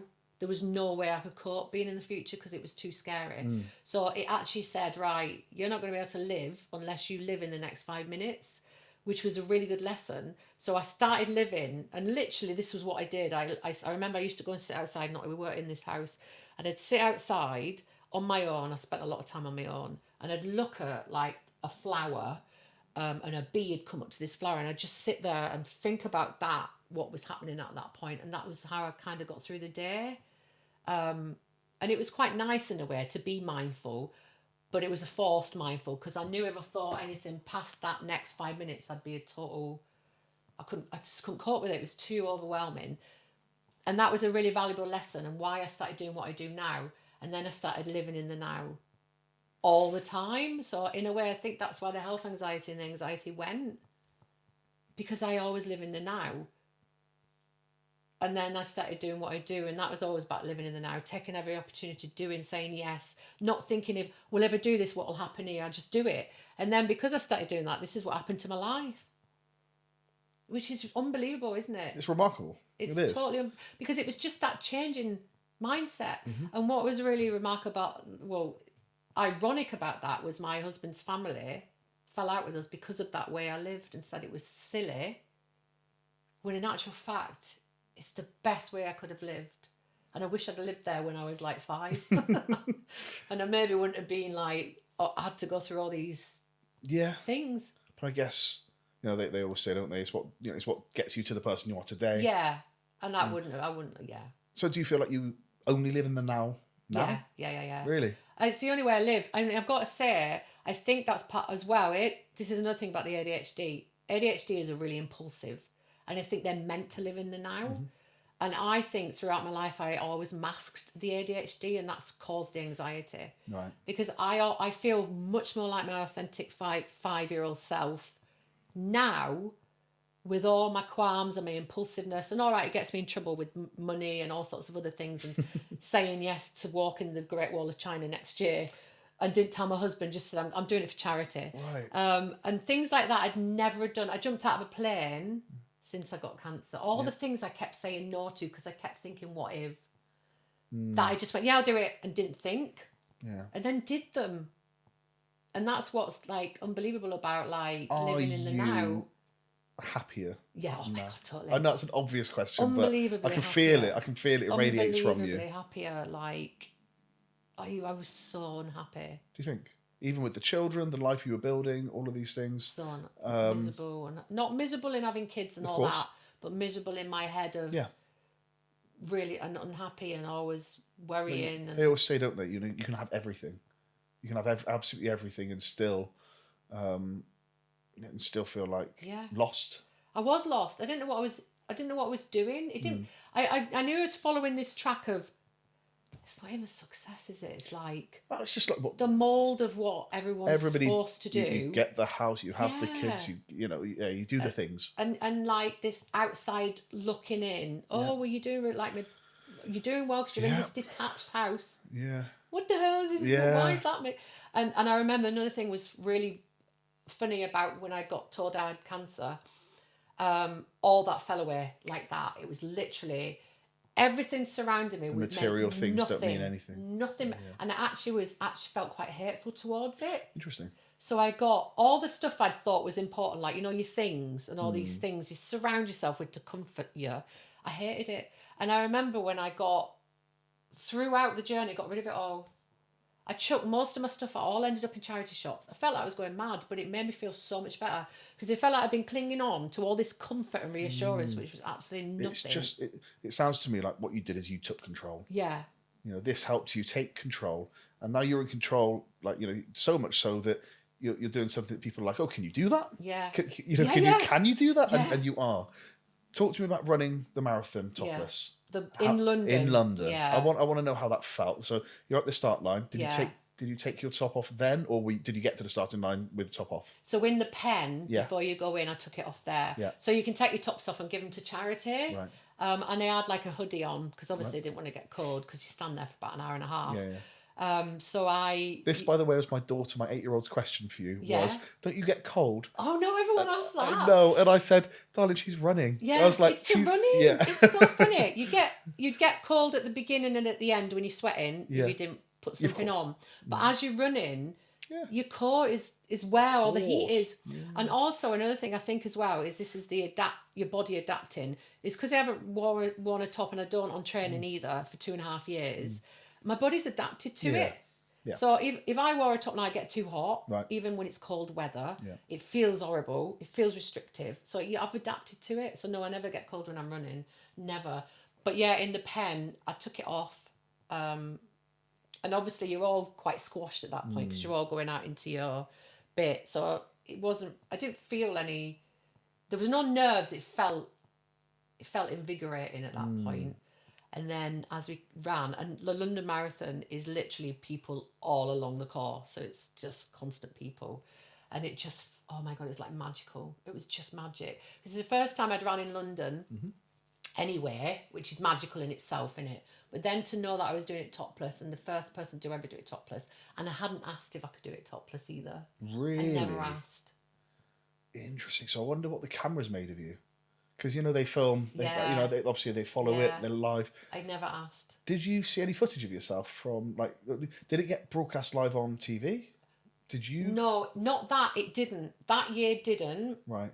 Because that's I can just imagine the cameraman now. Just it's just like I'm just filming these people. Yeah, I've been doing this 20 years. Yeah, cool. And then what? Yeah. It wasn't. It was funny because I remember I was doing it for Breast Cancer Now. Yes. They had a feeling I was going to do it topless because obviously they'd been following me, but I never said I was going to. Right. I bet their PR people were like, please do it topless. I think so, but I didn't want to ask, so I was told no. Well, that's the forgiveness, not permission, right? Again, my whole ethos professionally was forgiveness, not permission. Yeah. I've done an awful lot of PR stunty things that have got us in trouble, but I can cheek my way, I can charm my way out of it a little bit, and I'm sorry, it won't happen again, but it's happened now, so. Yeah.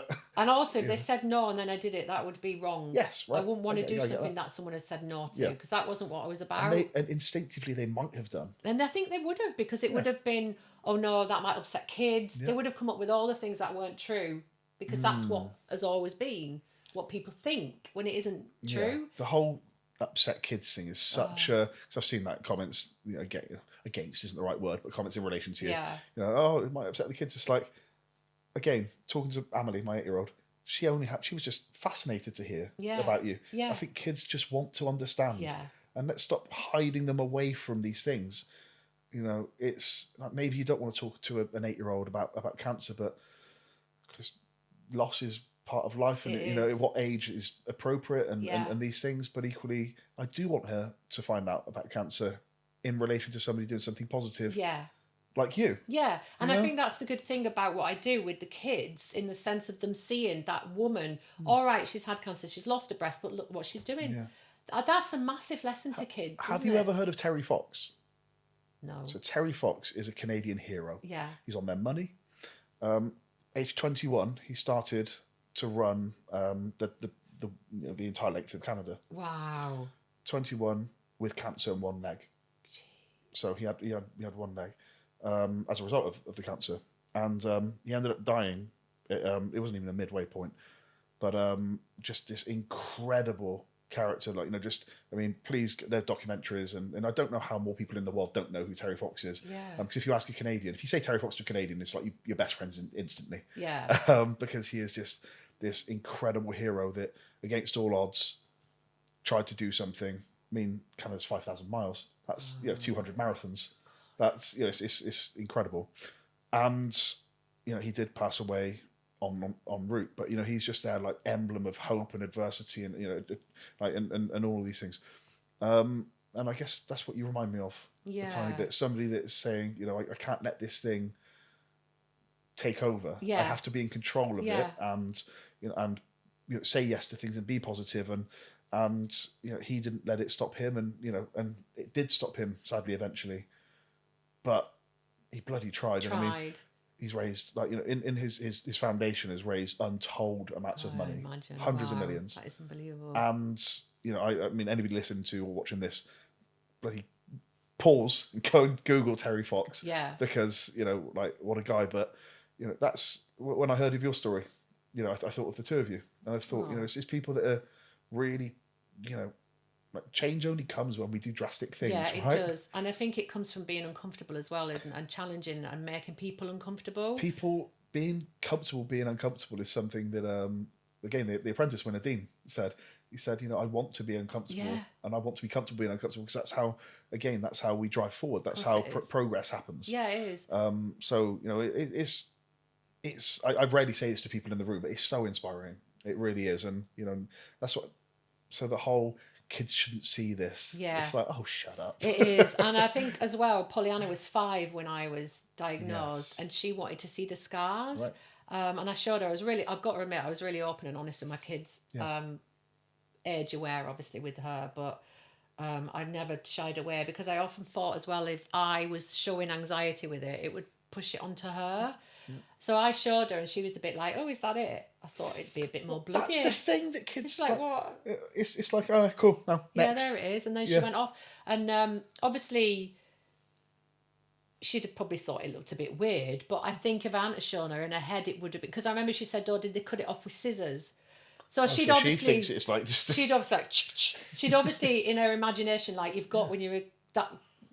If you don't really understand something, you'll make it up in your head. It would have been a lot worse than it actually is in her head. Yeah. And that's another reason why I think it's good for kids or younger people to see. It's funny, because when I was doing the half last week in Cardiff, there were so many young girls, I would have said 15, 16-year-olds going, oh my God, there's the Topless Runner. And they were literally in awe. And that's 15, 16-year-old girls, because you're teaching them that you've got to, you can be body positive even. To me, that was like, sort of teared me up a bit, because that was everything I'd always wanted to do, is especially with young girls these days, worrying about the way they look and all that. And obviously I've got that worry with Pollyanna. Mm-hmm. I think me doing what I do is I'm a good role model to her, in the sense of not worrying about that sort of judgment. So the London Marathon is lined with people. Yeah. Was it hard? No. In any way? Just every moment, did you feel like... It was just, every moment was just amazing. I mean, the whole experience anyway, but just knowing what I was doing. And I remember hearing people going, oh my God. And then you'd see women just burst into tears. And it just felt amazing. Because obviously I did the virtual Topless, and I'd trained for the London Marathon. So I'd been on a journey to do it. I hadn't asked. I didn't really know if it was allowed. And so it felt like I was on this mission. I felt like Wonder Woman. I was like, oh my God. And then I remember someone saying to me before, and what happens if they don't like it and they... Try and hook you off. It's like, well, that's not going to be good, is it? Because it'll just look really bad.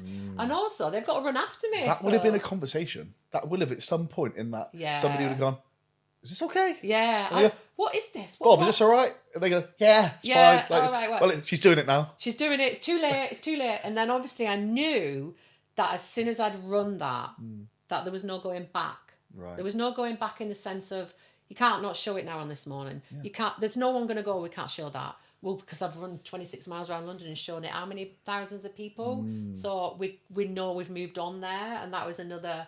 That was what was empowering as well. Is I knew it was changing things. Was there only positivity during the London run? Yeah, loads. Yeah, no negativity. I don't remember any negativity on it. I just remember people going, "Oh my!" I think when people are watching a marathon, they're in that mindset anyway. You're there to celebrate people. They're already there to celebrate. You're there to lift people up. Yeah. Not. Yeah. So I mean, I can only imagine. It was just, and also the runners were amazing as well because they were all coming up to me going, "Oh my god, oh my god!" Is that the most elated you've ever felt in your life? I just said so. Yeah, definitely. I can't even imagine how. It was just like the goosebumps. best drug in the world. It was like goosebumps. It was like my dopamine hit. Yeah. For my whole times life. a million. So like dopamine I'd been searching for my whole life. It was massive that day. Found it. Yeah, it was amazing. And I didn't come down from it for weeks after. So you finished the run. Yeah. You finished the marathon, and you won a Guinness World Record. Or you achieved a Guinness World Record for. Well, I had to apply for that Yes. because it never existed. Yes. So that was what the point of it was. Is I remember 12 weeks before I got in touch with them. So it wasn't on the day. It was the 12 weeks where you apply. And I said I want to create I actually said I want to create this record. The first Topless Runner, that was the original one I wanted, but they wouldn't do the first Topless Runner because it had to be beat, and it was like at fastest, slow, do you know, that kind of thing. Yeah. So they came up with the fastest female with a double mastectomy, which was created for other women to beat. So that was more about creating it than keeping it because I knew it would get beat, and I just think. Has it been beaten yet? I think so, yeah. I actually think it has. I think a lady in Australia did it in one of the marathons there. I think, because obviously it wasn't a fast marathon. I did it in 5.5 that year, 5:35. So I knew it'd be beat, but it was creating it. That was what made it amazing because I'd created it. It never existed. And then obviously you create it for other women to go, well, I'm going to be proud and say that. They don't have to run it topless. But they can say, I've got a double mastectomy and I ran it. It was just something to be created, which I was really proud of. So yeah, I loved that. Does it impact your performance in any way to have like one to run topless or two? Yeah, like it's actually better for running, right? Because obviously I was running before and I had boobs and obviously sports bras. You're carrying more weight and you're bouncing, so it's better for running. But in a way, I've got to say, when you're running topless, you know you're going out there to send messages. So trying to get a PB and sending the messages is really difficult because you're two different people. Yeah. So I have actually tried to run a half to get a PB and it's been difficult because you've got to be that person who wants to chat to people, who wants people to go. Right. And you can't be going, shush, I'm trying to get a PB. So you're kind of two different people. You're either going there to send the messages and do it for that reason, or you're trying to do it for your run, which I find quite difficult because I do get competitive. Yeah. Are there any awkward moments, kind of mid-race? No, I never any awkward, funny conversations? No, never feel. I always get really positive remarks. I never feel awkward. I actually sometimes forget all about it because I've got so used to running topless now. It's just who I am. So when people come up and go, oh, you're amazing, I actually do wonder what they're talking about. And they know, oh, wait, yeah. Yeah, but I don't feel amazing because it's just normal to me now. Right. That's the thing. It doesn't feel amazing. Yeah. I forget what it's doing and I forget what it's done, but it doesn't feel brave, anything like that. Have any brands approached you? No. Nothing, no kind of like, so I could see like a Nike, whatever, yeah. like the whole, that ethos of just do it. Yeah. I could see that. So, so somebody somewhere's watching or listening to this that has a connection, go speak to them. Yeah. There's a time. It'd be helpful in a way because it's cost me a fortune to do all this. That's one thing I wanted to get into. Yeah. This is an expensive way to send a message. It is expensive. So when I got cancer and obviously realised materialism and all that wasn't important. We downsized the house to here, so we were without a mortgage, so that I could do this because I couldn't have done it before when we had the mortgage. It cost too much money. Obviously, you've got to go to the race and you've got to get accommodation. The book cost money to publish, even though it was with a with Pegasus, you've obviously got to pay out. So I knew it was going to cost money to do. This is costing you. Yeah, it costs And then money. also, if you're going for press interviews and things like that, most of them are in London, presumably. I go to London So a lot. it's a train, it's a Yeah. hotel, it's all these things that aren't necessarily getting paid. Yeah. So I always love to come to guest houses because I genuinely believe it's where people are most comfortable. Yeah, of course it is. And I think we get so much more, both for listeners, viewers, and selfishly for me, when you're at your most comfortable. Yeah, definitely. And also it doesn't cost you anything then, Yeah. but your time, which I'm incredibly, obviously, massively grateful for. But it's not cheap to do this. No, it isn't. So it would be nice if nice if the book. What's the book called? The book's called Going Topless. So that was kind of like the memoir of things I've talked about today, all through the sort of problems I've been through. And people can order that from. Well, it's in the bookshops if you order it, any bookshops, and it's on Amazon as well. Yeah. So yeah, it's not like a massive novel, so it's quite easy to get through. Yeah. But it's just filled with the whole sort of adversity and just getting through stuff, and obviously the cancer journey's in there, but it's all the other journeys as well. Of course. And getting to the point where I ran the marathon, and then it's obviously after that first London marathon it stopped because so much has happened since. So she's So about much another will one. happen. We're going to talk. Yeah, don't worry. I'm intrigued. I know you said that you live in the now. Yeah. But I do want. You mentioned the Great Wall of China Yeah, earlier on. yeah. So my head back here is like bursting with Yeah, questions yeah. that I need to keep in some semblance of order. But the book. Why was it important to you to write a book? That was like really. Is it what's that word? Cathartic? Yeah, it was like a bit like writing songs, Mm-hmm. and I've always kind of been a writer, not writing books, but I'd wrote poetry and wrote songs and things like that, and it always helped me channel. So it's kind of like doing that and then realizing that what I was doing could help empower other people maybe going through not even just cancer, but all the other things that I'd gone through. Because I always found as well as when I spoke to people, no one really speaks about stuff like miscarriage. Yeah, nobody. that We've touched on stuff. today. We've touched on miscarriage. We touched on menopause. We've touched on Suicide, so all the stuff. these things that they're taboo and they shouldn't be. Yeah, and shame and Yeah. feel shame. There's like the points in the book as well, like in my past with impulsiveness, and I got in trouble with the police because I had bulimia. Hang on, you got in trouble with the police because you had bulimia. No, well, yeah, kind of. So I had bulimia and I was homeless. This was after I'd had a relationship with.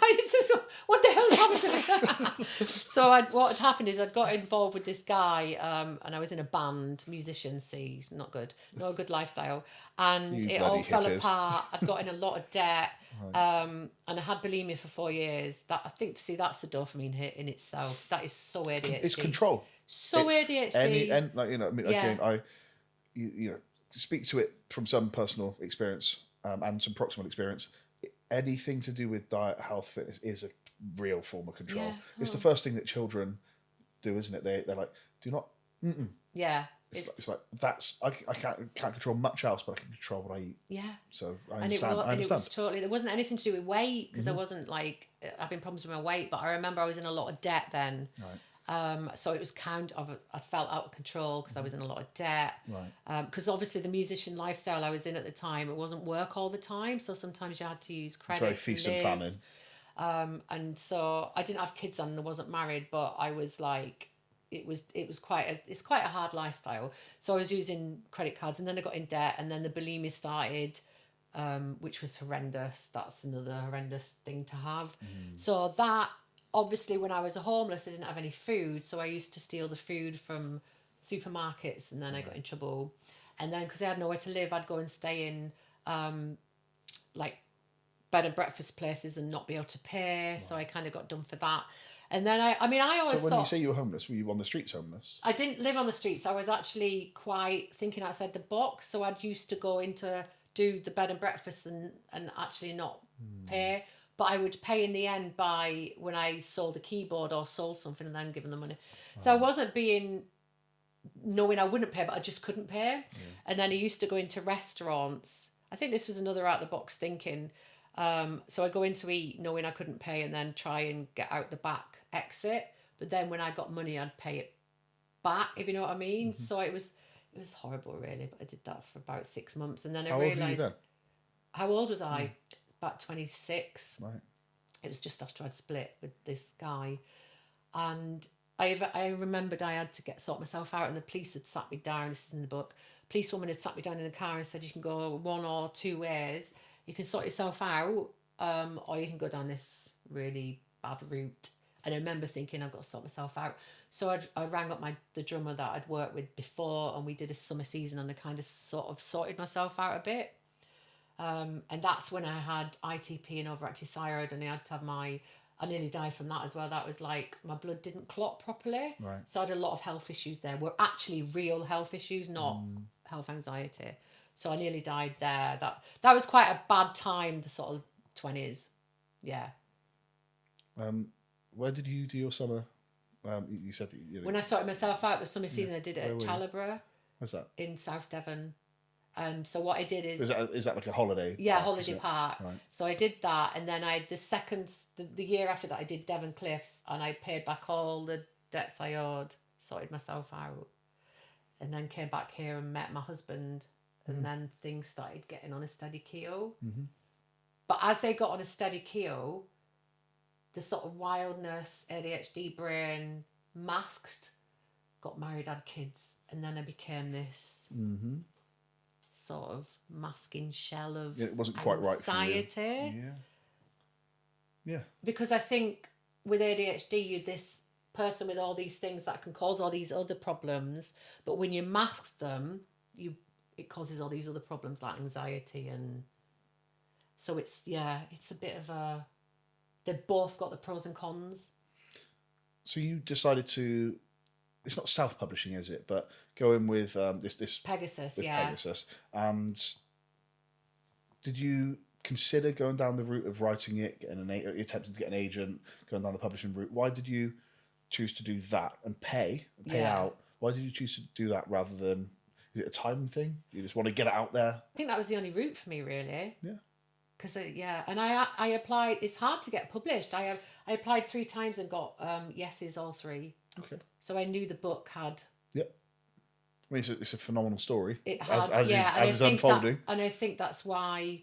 Yeah, I think that's why they all said yeah. Because I wasn't. It's not like I was a published author before, or they knew of me. Yeah. I think it was just the story. It's always difficult, and the publishers now are looking so much for. Do you have? It's not even track record. Do you have a following? Yeah. Do you have a following? Yeah. Do you have a set, definite audience of people that will buy this book? Yeah. So how many copies did you have made? What's the? I don't know. They just do it. So they just do it to order, do they? They go on to order. So I'm not sure, and I still don't know how many I've sold because they do it every 6 months. Yes. You get your statement, and You like, so I'm literally going. I need to know because obviously getting into debt. How much I've sold because and he's like, you're not going to find out until December. Yeah. Okay. And then you don't get paid until March. No, I know. I mean, I got a royalty check the other day, and it's not. I shouldn't diminish it, but it's 8 years on now since mine. Yeah. So it's just funny how these things do work in after the fact. But you won't get paid until March. Jesus. I know. We're literally like, I'm good. It's a good job my husband works. Put it that way. Yeah. How do you think your idea of beauty has changed? Oh, massively. So I remember like growing up, I used to think it was like, obviously how people looked. You do, don't you? And I was really, I think I was, because I was in that industry of musician on stage, you're taught that the way you look is really important. And so I thought that. And definitely it's changed now. I could see the most gorgeous looking woman who just looked so gorgeous, but it could be, to me, the beauty's coming from somewhere else. And to me now it's just totally about energy and kindness and things like that. Like on the run, I think that's why I like marathons and half marathons, is because everyone's like that. So like help each other out. It's a real like-minded community. They're all like-minded, and we're all there doing it for charity. And like this woman fell over, and I picked her up. Well, she was a young girl actually. She's only probably about 18, and she was really upset. So I picked her up and we hugged, and then another woman I'd hugged in London, and then other women talk to you, and then men come up to you, and then everyone's all like for each other. And that's just brilliant. I think that's why I like, you're on a journey together, aren't you? And you're all there for the same well, you're not, you've got different stories, but you're there to empower people, inspire people, and raise money. Can I ask about the tattoos? Were they? Oh yeah, they're from the journey. And it's the thing about the tattoos. I'd never have had a tattoo before I got cancer, ever. I wouldn't have had all this because I was worried about the permanence of them and changing my body. Interesting. Isn't that weird? Yeah. So after this happened, I was like, "Ooh, I'm gonna have a tattoo now." Obviously, because you go through a lot of pain. This is quite painful. Yeah. I wasn't worried about the pain, and I certainly was not worried about the Permanence. because it was my choice. And also, you living in the now. And I was living in the now. So this one was the first, and that was the angel with her head in her hands, meaning I've had enough of all this trauma. Yeah. And then I moved on to the one on my leg, which is like flowers sort of growing a little bit. And then this one was kind of like really growing, and that's Oliver and Pollyanna growing out of it. Right, wow. And then I got one on this. And it was more when I was doing a long run, I was going to have another one. I'm having another one done in a month at the bottom of my back. Because I show my back a lot as well. Yeah, but I'm never going to have one here. Because a lot of women do get the tattoos. But I also felt like that. Like a nipple tattoo? Or... Well, no, they get like flowers all across the I've scalp seen to that. cover Sorry. them. Yes, I have seen that. And make them look beautiful. But I just felt like if I did that, I'd be going against everything I've said about my scars, because they are on their own. They don't need covering. That's my... Other women feel differently, and that's how they feel. But I just want to show them. So cover... And it'd feel weird, actually. I don't know if I'd want to, but I just wouldn't want to cover them up. And then in a way, I'd be sort of saying... they need to look better, or they need to look pretty, or let's put some flowers on them. And then they're kind of saying the same thing. Yeah. That they need covering and they don't. So I have them everywhere else. Yeah. That's about to become a very expensive hobby as well, isn't it? That's another dopamine addiction. I'm Yeah. like, oh my God, and it's expensive. Oh my God, yeah. But that was really interesting about how I wouldn't have had the guts to do it before. Yeah. Because of the permanence. Honestly, I only thought of it as I was just looking at you then. I was like, I wonder if the tattoos were pre or post. And to note their post is really interesting. Yeah, I would never, ever. For the pain. Yeah. And they're not that painful. And and the fact that I just remember I was quite judgmental before. Right. Not judgmental in a sense of like what people look like, but I would feel that the perception of what other people would think of me, the judgment of, a sort of 50-year-old woman with tattoos, and what are they going to look like when you're 70, and all That's that always sort the of thing, perception. isn't it? Yeah. But now obviously I don't care about judgment, so it doesn't really matter. You don't care about judgment? Since cancer, no. That's why I think when I get a lot of negativity, it doesn't bother me It just at all. bounces off. Bounces straight off. But that also gave me so much freedom. Yeah. Because I think I used to so worry about judgment. Yeah. I was so worried about it. And now I don't care. Do you think people were judging you? Probably not, because has anyone got time? No. They're all worried about themselves and whether other people are judging them. Yeah. So you're thinking they are, when actually you're actually just wasting time you build thinking it up. You build that up in your head, don't you? Like, the reality is people don't care about us or think about us half as much, 1% as much as we might think that they do. Think. They haven't got the time to think. Yeah. And in a way, it's not arrogant, but you're kind of thinking, why would they spend that time thinking about you when they've got all these other things going on in their own lives? Yeah. Yeah. It is really freeing though when you don't worry. How do you keep your sense of purpose alive when the news agenda moves on, right? Yeah, of course it does. Things you go, oh yeah, that's the woman that did the marathon topless and and did those marathons topless and all those. How do you keep your purpose alive? The purpose really is just if I didn't run. So this started off really as running, and then it became running topless, and then it became this. Yeah. But the initial purpose was always the running, because the running before cancer was helping my mental health, and now I know the way that I work and my brain works, and with counselling, everything that's happening, obviously ADHD, I know I have to run. So the purpose of anything that I do now will always just stem from just going out running and just inviting people to also try. I mean, again, not to put words in your mouth, but I guess it doesn't have to be running. It's just anything that's fitness orientated? Yeah, or totally. you told me earlier you're doing high rocks. High rocks. I'm doing that you in know. Birmingham, so I'm doing that with my Emma, my partner in high rocks. She's going to do that.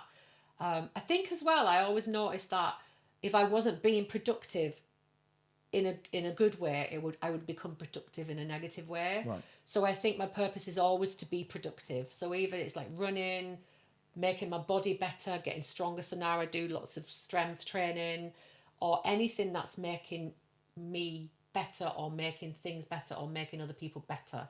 So otherwise, I know that if that purpose isn't there, that I will end up back down that road of maybe not health anxiety. It might be something else negative, but it'll be an addiction or a dopamine hit or It's a... funny you just know yourself that I just well know. now. I just know that if I was left now without what I'm doing or running, or I'd end up somewhere finding that dopamine, which could be anything, couldn't it? Yeah. You could go down any route. Did writing the book heal anything that running didn't? Yeah, it did. It healed all the shame I felt about all the other things I'd done in my life that I thought were wrong. So they're getting in trouble with the police. The bulimia, I felt ashamed about that. I felt ashamed about getting in trouble with money. I felt ashamed about pretty much my impulsivity, about the way I was sometimes. So yeah, I think that healed, because I went out after this and went, I'm not ashamed of this. I'm not ashamed of who I am now. It took away the shame of who I was then.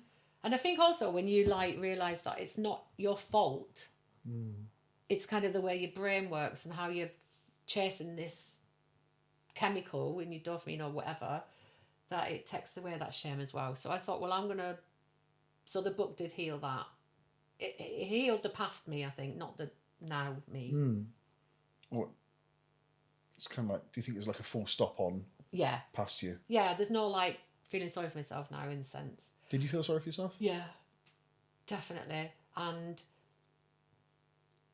when I look back now, especially when I got diagnosed with cancer, I don't feel sorry for myself now for what this is, because I think, what I'm doing now and how I feel about myself is different. But I feel sorry for the person who was diagnosed with cancer, because it felt like a sick joke. So that this woman who'd worried about her health all that time and then suddenly got cancer, it's like a joke, isn't it? It's like one of those horrible sick jokes. So I felt sorry for that. It's like Alanis Morissette singing, Yeah, ironic, and yeah, you're one, you're a bar in that song. Yeah, and I think that's the person I felt sorry for. Right. What's next? Is it more writing? I know you said that you live in the now, but let's Yeah. go to more writing. Is it more campaigning? Is it more running? You talked about the Great Wall of China, Yeah. so let's talk about that. It's just everything being productive. So next year I'm going to do obviously my runs. I'm doing the London Marathon again, and I'm going to do quite a few halves. Obviously, I'm kind of working on some sponsorship, so I'm not doing it myself because I can't afford it. How can people get in touch right now if they listen to this and they think, Christ, I want to help that person? Yeah, I mean, any of my platforms, like my Facebook, Instagram. To be honest, if anyone contacts me, it's usually on my Instagram account. Right. But yeah, that would be really helpful, even if it was just so that I could do the run and the accommodation and just... Like if there's like a hotel chain, there's Premier Inn listening. Yeah, anything, just because it is so costly. But I mean, it's rewarding in so many ways. Of course. But obviously can't keep doing it out of my own pocket. But then, but yeah, the Great Wall of China. So that's for my local charity, the Royal Devon's Hospital charity. Now I did, he inspired an event where I came up with this idea about doing a topless swim, and we did it last year for the first time, and it raised £50,000 for the local hospital, and that's happening next week. That's incredible. I know. Wow. So that was like, I remember I was sat, because I obviously started doing a lot of work for them after I got diagnosed, because they did my surgery and aftercare and stuff. And you do, when you get diagnosed, you want to put back. So I started helping them out. And I remember talking to one of the fundraisers, and we were talking about what we could do. And I said, topless swim. And it started off as something like maybe me and 10 other women turned up at the beach, and we went in and empowered each other. And it ended up 250 women. It was a private beach, obviously, because you've got to think about it. It was all women photographer, women volunteers, topless. Obviously, most of them had boobs, but it was about the empowerment and the sisterhood, and the stories that came out of that weren't just about breast cancer. It was all about just the strength of women together. And yeah, it raised £50,000, and then it's happening every year now. So I like to do a lot for them. And then the Great Wall of China is And you for inspired them. that.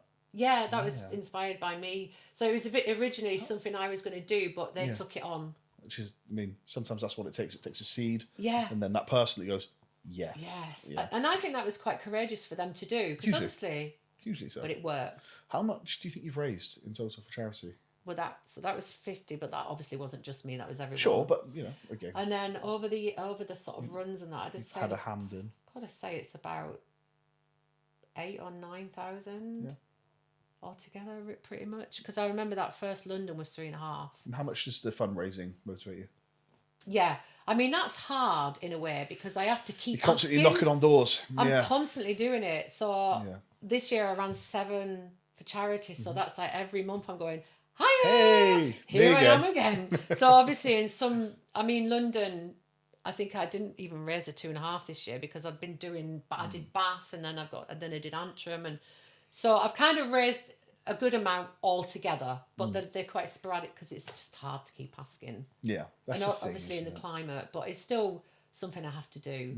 But the Great Wall of China, I have to raise 3.5 for that, so that's quite big. But that's not till next November. And is that just you doing No, that? that's in a group. I think there's about 10 of us. Right. So we all, it's like for that charity, and there's like 10 of us go off and. Presumably you're doing that topless. Well, do you know, I haven't talked about whether I'm doing it topless. I'm intrigued as to China. Yeah. China. Do you know China actually? It was Japan actually.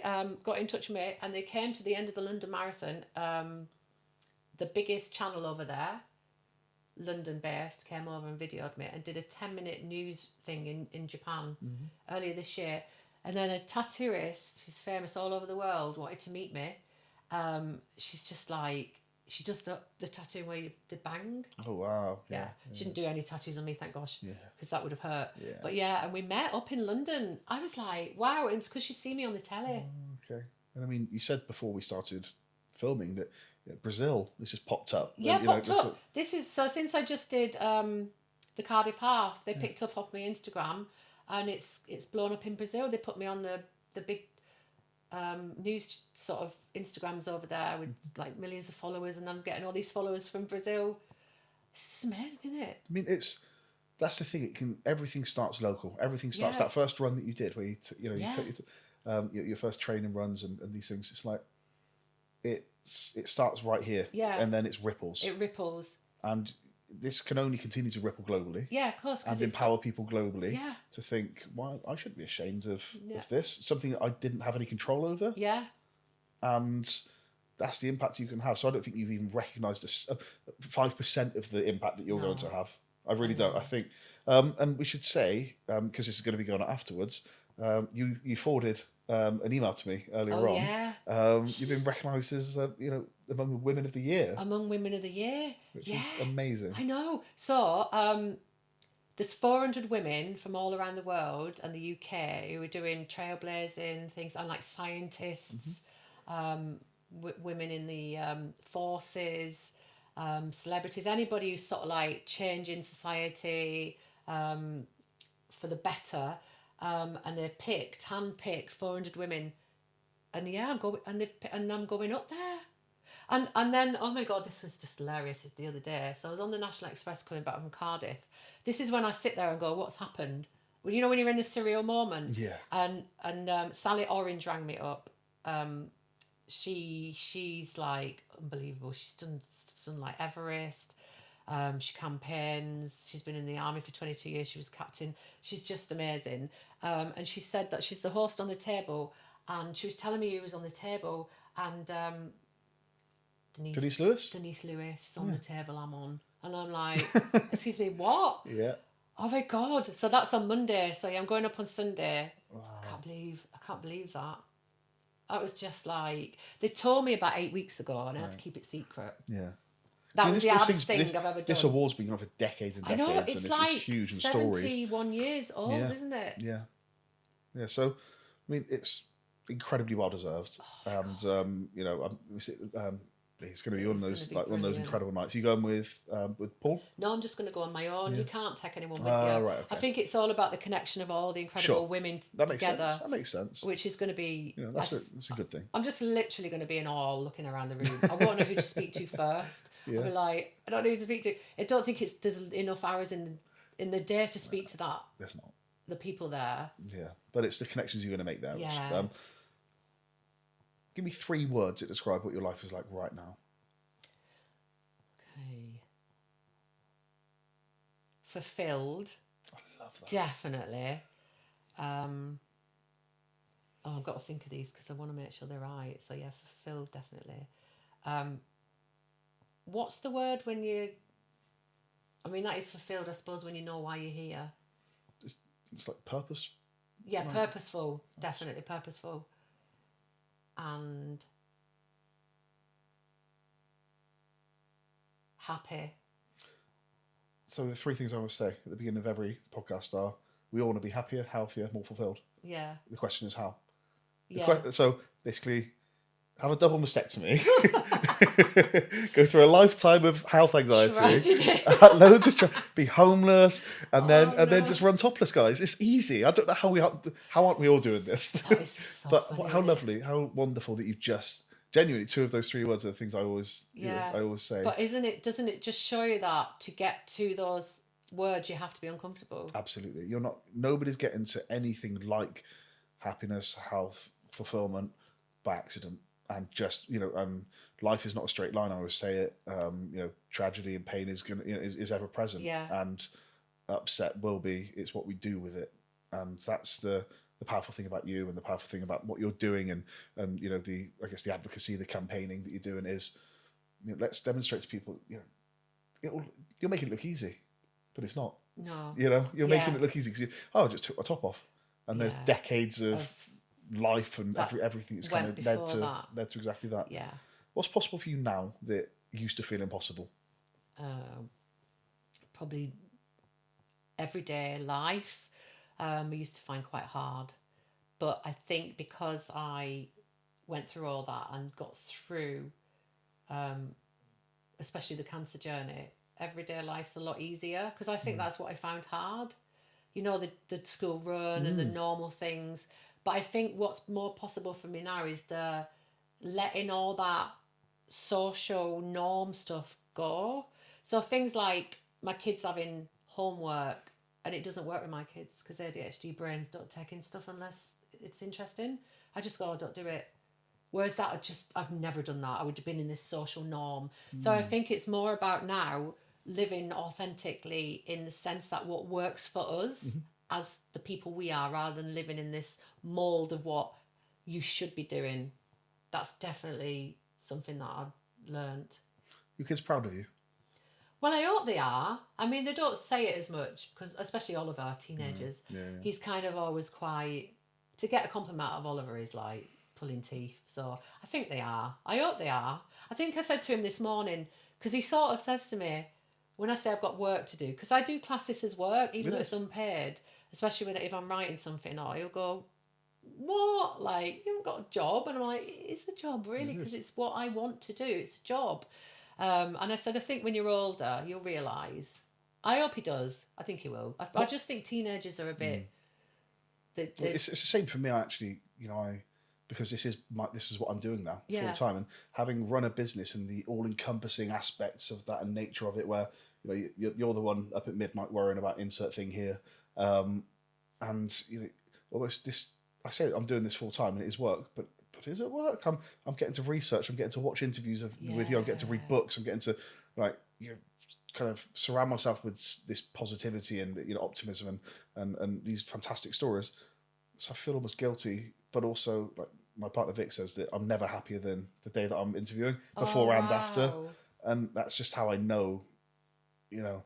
I think I'm some way from happiness and and those things. Like, not that happiness is like a solid state. It's always going to oscillate, but I think I'm some way from that because right now this is still uncertain. Yeah. I'm loving it though. I'm really loving it. So and that's what's important, isn't it? It's like am I able to do this? Yes. So I think there's some good that can come from this. Absolutely. Yeah. Like and you know, to hear you say it is work, but you know, the people that listen and watching, I hope it's, you know, Christ, we want it to be millions, right? Yeah, You know, of course. and one day it will be. Yeah. And And it's just, how do I get there? And same for you. It's like, you know, it started with that one run, yeah. and then that all of a one. sudden you're on a almost global stage. Well, Yeah. you're on a global stage, Japan and Brazil and these Yeah. people. So it's fantastic what you're doing. Oh, thank you. Can you help me with this sentence? Complete the sentence. Anything is possible if. Can you complete that sentence? Right, I want to get this right, because there's so many ways of saying it.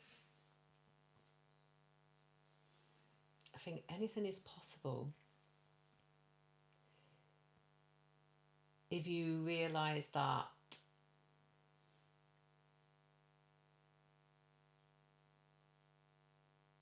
there is no safety, no reassurance, and you believe that you are able. I'd have said. I love it. Yeah. Do you believe that anything's possible? After what I've been through, I do, yeah. Pretty much now, yeah. Because I think I'd never thought anything like, not like ever, I'd never thought anything like this in surrounding what's happening, but me to be able to do it. Mm-hmm. So yeah, I think it's totally, if you put the work in, or you, like with my runs and the training and all the things I want to do, and you also believe, even when everyone else is going, you need to stop. I think it's all about your, because I did feel, my husband was fine. He didn't say, he never really said anything in the sense of when I started doing what I was doing, but I just knew it was right. But when other people were kind of going, because even my dad was a bit like, oh, don't you know, but I just knew. And I think I only knew that because I'd been in that darkness of the cancer, though, which is a bit of a, and nobody else is there with you. no, and I think that's what They it is. They can't feel that. They can't feel what it's like in that moment to be you. So, you know, just, I guess, is it feeling like that purpose? It's feeling like, you know, you've got passion and purpose. Yeah. But it's also about the realising what life's about when you're in that darkness. Yeah. Which is, it's a horrible way of saying how to get to where you are now. You have to go through that really horrible. But I do wonder whether you're able to without it. I don't mean to get cancer, but in some form or other, be in such a depth of... Have you ever read Dr. Seuss's Other Places You'll Go? No. So, you know, Dr. Seuss, Cat in the Hat. Yeah. I've actually got a Cat in the Hat tattoo that my brother and I shared. Jordan, the one that passed away. But Other Places You'll Go it's a wonderful book. It's kind of it's kind of meant for children, but it gets given mostly to people like graduating university. Yeah. It's like, you know, talking about what life's going to throw at you, and you know, so there's a couple of pages in it. They're just so beautiful. It talks about, you know, you will go through dark places, and you'll go through places that scare you and places that hurt you and places. And it's not just you might, it's you will. You will. And, you know, it's all relative. It's all relative for everybody. Yeah. You know, you're going to lose people. You're going to go through these moments that you need to really, like, you know, I guess find yourself at the end of it if you can. Yeah. And that's what you've done. So, honestly, I think so many people are going to watch or listen to this and feel so moved by you and inspired. And where can they find you? They can find me on my Facebook page, which is just Louise Bernadette Butcher, and then my Instagram is Louise Butcher 39. I'm on TikTok as well. I think that's Bernadette something. I can't remember. You'll find it. Like, They'll find it. If you go onto your Instagram, you've got links to all of your things. Yeah, I did Instagram notice is that. linked. So Louise Butcher 39. Yeah, and then Why 39? I think, is that when I got? No, it can't be when I got my Instagram account, because I got it way later than that. I don't know why I put 39.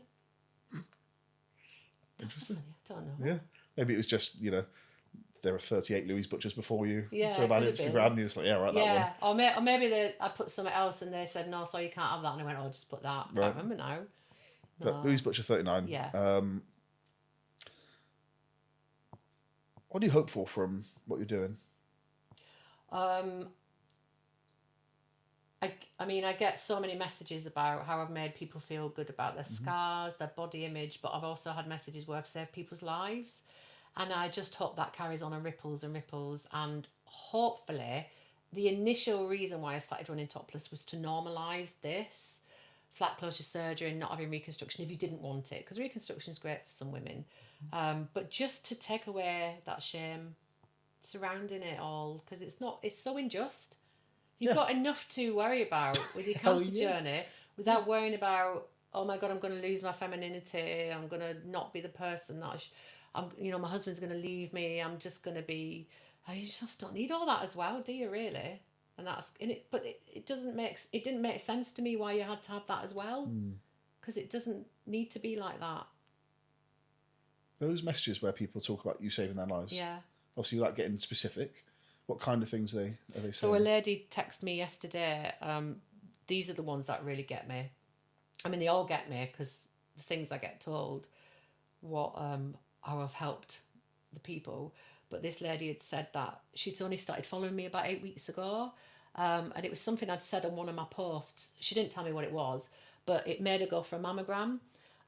She had no symptoms or nothing, and they found she had stage 2 cancer. Last week she had a lumpectomy, and then she's going for chemo in November. So it pretty much saved her life. And I'm like, wow. But then there's other messages that are like a lady in Sydney ran the City to Surf 10K topless because of me. It inspired her to do that. And then obviously she would have done it and inspired loads of women while she did it. And then another woman has run topless in America. And just the whole,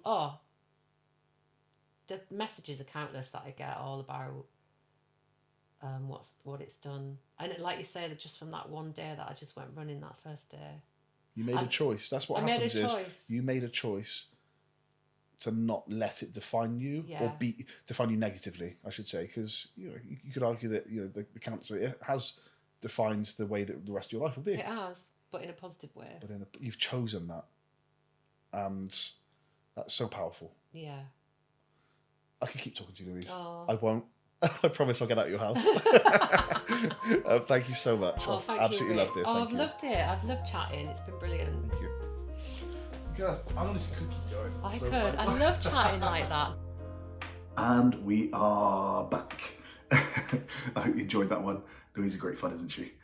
Thank you so much for listening, for watching, for sharing, for reviewing. I know you do. I know that this person I'm talking to right now, I know that you have given this 5 stars already. Of course you have. You've already subscribed. I know you have. You've already gone to projectpossible.substack.com and you've already signed up by popping your email in there, which means that I already know that you get a weekly email with this episode. I know that you opened it this morning and clicked through to watch on YouTube or to watch or listen on Spotify or to listen on Apple.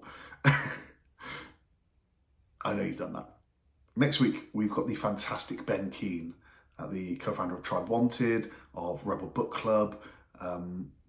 He led Escape the City. He's a community builder. He's a fantastic guy to bring in for Mental Health Awareness Month. So you look forward to that one. And if you want to chat to me, hello@projectpossiblepod.com. Come find me on socials, Rich Lee Pod, Leigh, the girly way. And I'll speak to you soon. Goodbye.